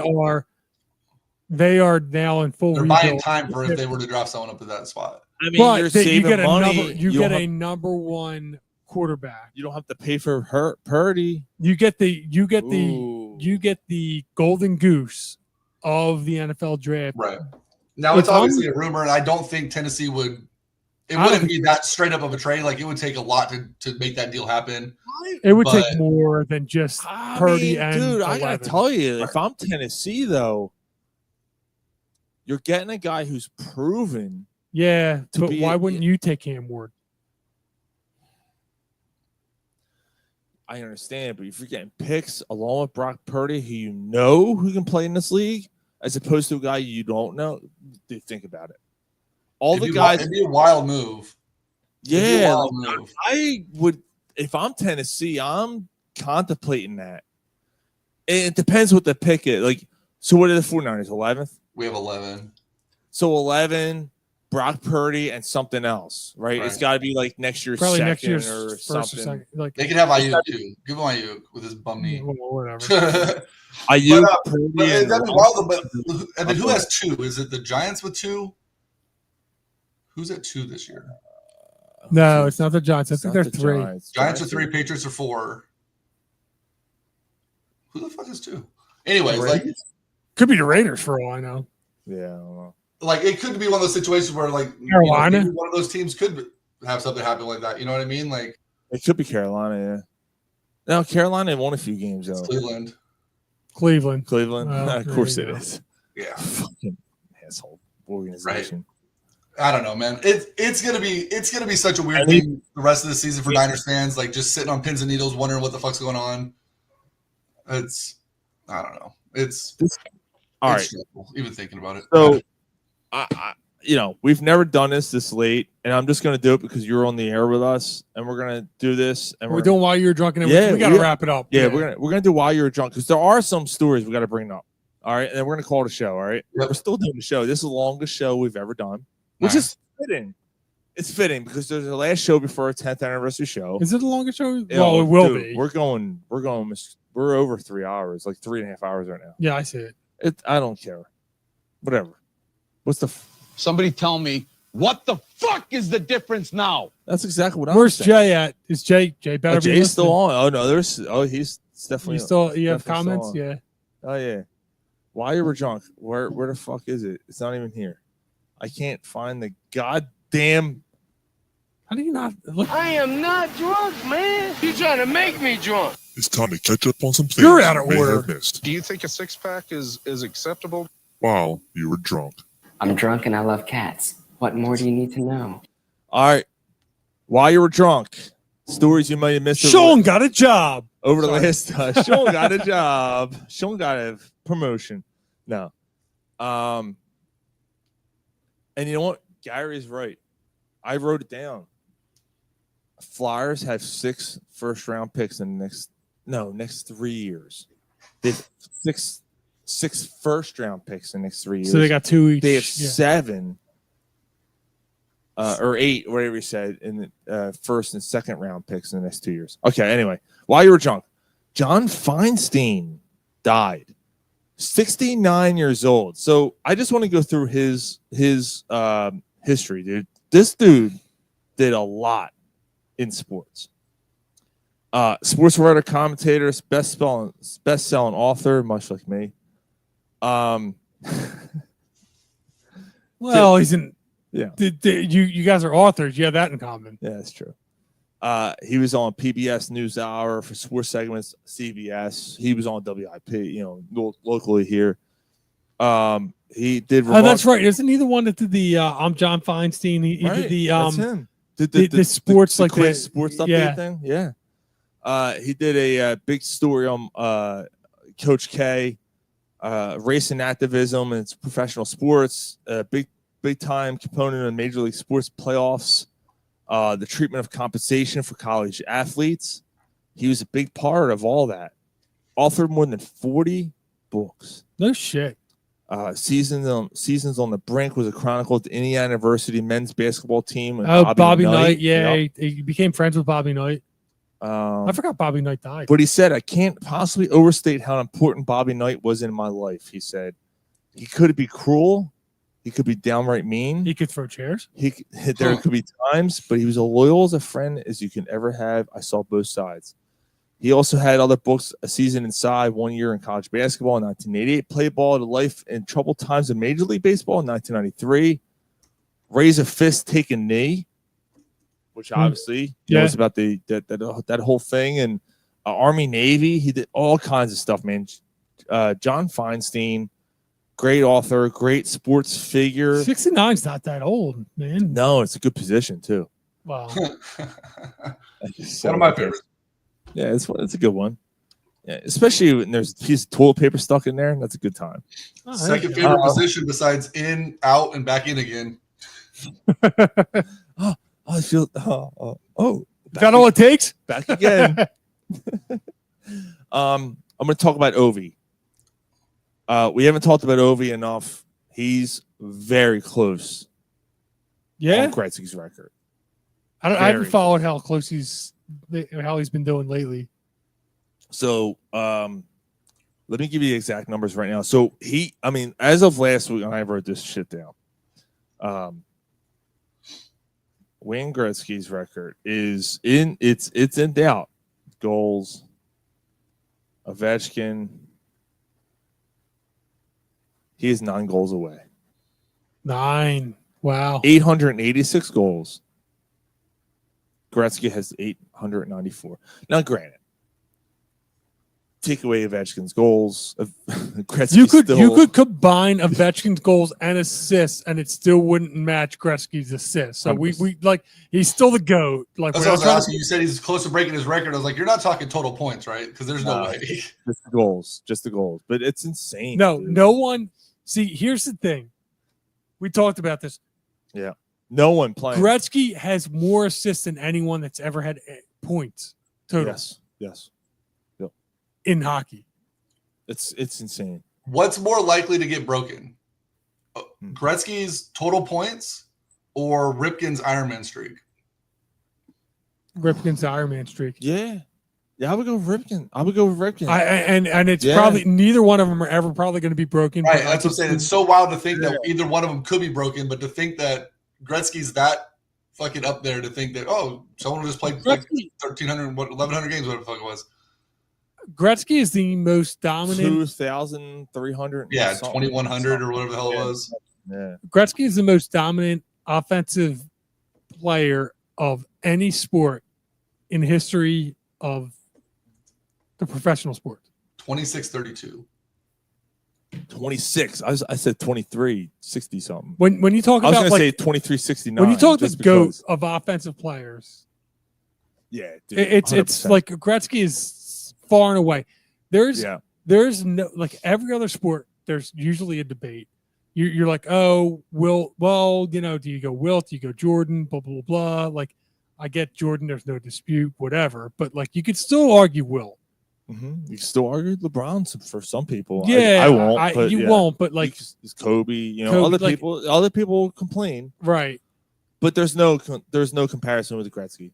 There's no one. Yeah, I mean, Bobby or like Gordie Howe, like there's other greats. There's other greats, but you're like, No. but they're not Gretzky. They're not Gretzky. I wish people would include Gretzky and Nolan Ryan and people in the greatest of all time debate rather than just, Jordan, LeBron, Brady. Like, there's so many other dudes that could have an argument in that, and they never want to remember it. I mean, you're down in that country now, dude. Like Greg. I mean, Nolan Ryan to me, like he's the only opposing baseball uniform I own is Nolan Ryan on the Astros. And I love Nolan Ryan, dude. Like growing up, he was amazing. He was insane, and it's insane that he never won a Cy Young. Like that's crazy. No shit. Never won a Cy Young. Really? Yep. I didn't know that. Nope. So back to Ripken real quick. Yeah. 26-32 is his streak, right? The longest active streak right now in Major League Baseball. Whit Merrifield at 518 games. Whit Merrifield? No shit. I'm actually surprised he had that because he was at the Phillies last year, and I didn't He think didn't start. I didn't think he played. I guess he appeared. No, Wow. but it wasn't. Is it appearances or starts? That's starts. No, it's games played. It wasn't starts. It was games played. Games played. So that's not even. So it was games played. I'm surprised he even played that much. Is that games straight games? I thought that was a starting. I was. All right. Well, yeah. Consecutive games played. So anytime that the Orioles had a game on the calendar, he played in 2,600 of them in a row. Okay. All right. Okay. I didn't realize Whit Merrifield. I didn't think he did last year. Whit Merrifield would have to play 10 straight seasons without missing another game. And he's 36, so that's not happening. Yeah, like it's ridiculous. Absolutely ridiculous. The Myles Garrett situation. Dude. I'm leaving Cleveland because I can't Dude, I can't win here. That fucking that meme that I showed. Did you see what he said today? I didn't see what he said today, but the meme of him driving down there saying, going for a Super Bowl, and then Cleveland, but for a lot of money, and you see the tire skidding out as he goes. Dude, that was fucking. He said today, it was never about the money. It was all about the winning. That's why he stayed in Cleveland. It's about the winning. That's what he said today. Oh, wasn't his thing before when he said he wanted to trade was you guys had 8 years to help me win and I want out. Now all of a sudden 8 years of shit was okay.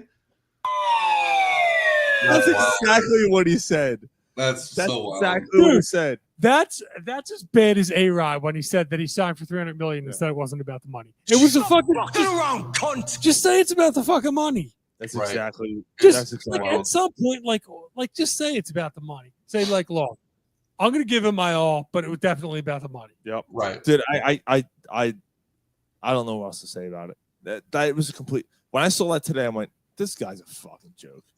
Thank God. Like there was talks here in Philly that the Eagles were going to trade for him. Like the Eagles were going to try to trade for him. Thank God. There was talks about the Niners trading Bosa for him. Dude, It was first of fan all, talk. It wasn't talk, Yeah. but it was like. Well, you know what? Bosa I'd straight up? still take Garrett. was there talk about Bosa's brother joining him? Yeah. in 49. Yeah, and I thought for sure it was a given, and then the Niners wanted to be around 10 million, and they got 12, and they're like, no, never mind. $12 million is not that Dude, much. they should have. Like, Yeah, happy. would have Make happy. both Like, why of them would you on want his each brother to be side. there? That would have been pretty cool. It Like would've been that wild. would have been fun football to watch. 100%. So I was actually Um, surprised that he didn't sign there and just play with his brother. They've talked about it, wanting to do it their entire career, but I don't know. now you're playing Buffalo and like whatever. But real quick on the Myles Garrett thing, and then I'm gonna get going because I gotta, like I said, wake up early tomorrow. Yeah. Myles Garrett, how good did it feel though that essentially fucked the Cowboys over with them having to shell out more money now for Micah because they literally told him Micah wanted 35. And they said, no, we're not going to pay you that much money. That's not the market. So they've been negotiating or whatever the fuck you want to call Jerry Jones's process. And then Miles gets 40. You don't think Micah's going to be like, come on now. Now you're going to pay me 42 million. Oh, you mean it's kind of like what they did with CD, kind of like what they did with Dak? Yeah, Yeah, look, exactly. Sit on it, wait on it, thinking that your shit don't stink. Gary, And you know, now you're paying 60 Gary, million for that. Good job. you keep doing your thing. We love it. We're totally behind We you. love it. I have one more story, and then we're done. This is awesome. Disturbed played a concert in Chicago's arena last night. Okay. And their pyrotechnics set fire to the Chicago Bulls championship banners. Shut up. No, it didn't. Oh, that's awesome. No, it didn't. Oh, my God, that's so funny. They set fire to the fucking Chicago Bulls banners. That's fucking hysterical. Last night. Wow. You know, I was dying when I saw that story this morning. I'm like, oh, I gotta bring this up tonight. Ooh, I fucking love Disturbed. To this day, I still love Disturbed, but that is fucking wild. Fucking all somewhere. 6 of them were damaged. Yeah, all 6? All 6. Oh my God.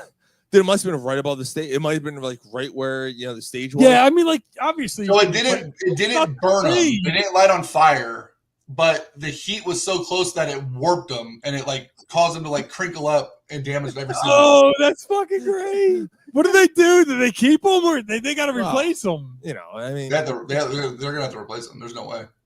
Maybe you trade them to a team that can win next year. Like, fucking iron them. That's sorry, wild. That was a LeBron joke. That's a great way to end your show right there, dude. Yeah, absolutely. Greg, dude, thank you. I'm glad you joined us tonight. I almost dropped the ball. I got to be honest with you. I was fuck. We got to get our first listener on. Greg was literally our first listener to our show 10 years ago, and dude, thank you so much, man. Yeah, no, absolutely, and congratulations on making it 10 years. That's insane. Dave Peterson, real quick. Last comment of the night. One favorite needs to be mentioned: the Darren Dalton Foundation live show. That was the Knicks Roast Beef. Right, that was the with Steve Jeltz. Yeah. So many great stories shared that day. Dave, wait for 2 weeks. Like 2 weeks is it's gonna be awesome. When the guest Dave might make it. We're still holding out hope. When the other guest comes, and I can't say it out loud, another major league pitcher comes, they're gonna share stories. This dude has some stories that is gonna blow your mind. That's awesome. That involves Pete Rose. That involves oh my God, it's gonna be amazing. I can't say it. God damn it, it kills me. I can't say it. I can't wait. 2 weeks. Our next show, Sandy's Roast Beef and Ale, March 29th, 2 p.m. It's gonna be awesome. Greg. Yep. Thank you, brother. Of course. Anytime. Cheers, Greg. Yes, Thank sir. you, man. You All guys right, have a good brother. one.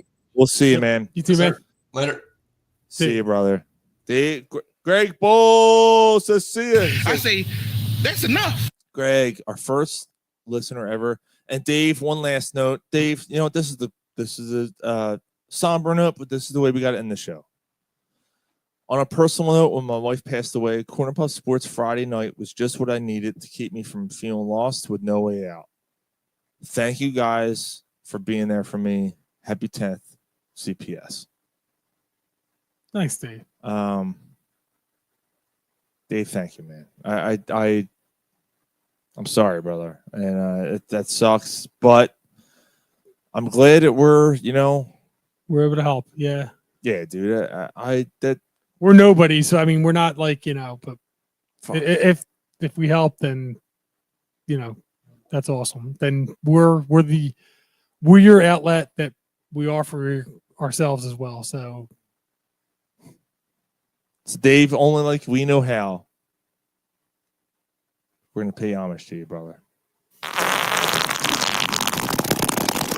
All right. And we made you laugh. We just made you laugh. What a dick. Ridiculous. All right, let's wrap this up. Dave. And we lost Dave as a Dave said, friends of somebody, LOL. Dave, we love you, man. I had to break the somber moment. Did you really have to? Well, salute now, Dave, for you. Salute. Salute. Corner Pub salute. Cheers. That's the Corner Pub salute sound. That's for you, brother. Jay, Mark, Dave Peterson, everyone, Dave Langle, everyone who tunes in every week. Booch Bomb. Booch. Phil, Everyone who like downloads the show. Phil. Everybody. There's so many names I can't even name. Thank you guys. And we hope to see you in 2 weeks. Ken Fretz, if you're listening to this, come out to the show. Yeah, absolutely. Guys. TJ, Hoffman, hopefully they're showing up, right? I would really hope so. I know Al's coming. We'll see you guys in 2 weeks. 10th anniversary show. It's been the longest show we've ever done right now. Sleepy time. See you guys. Out. We'll do it live. Fuck it.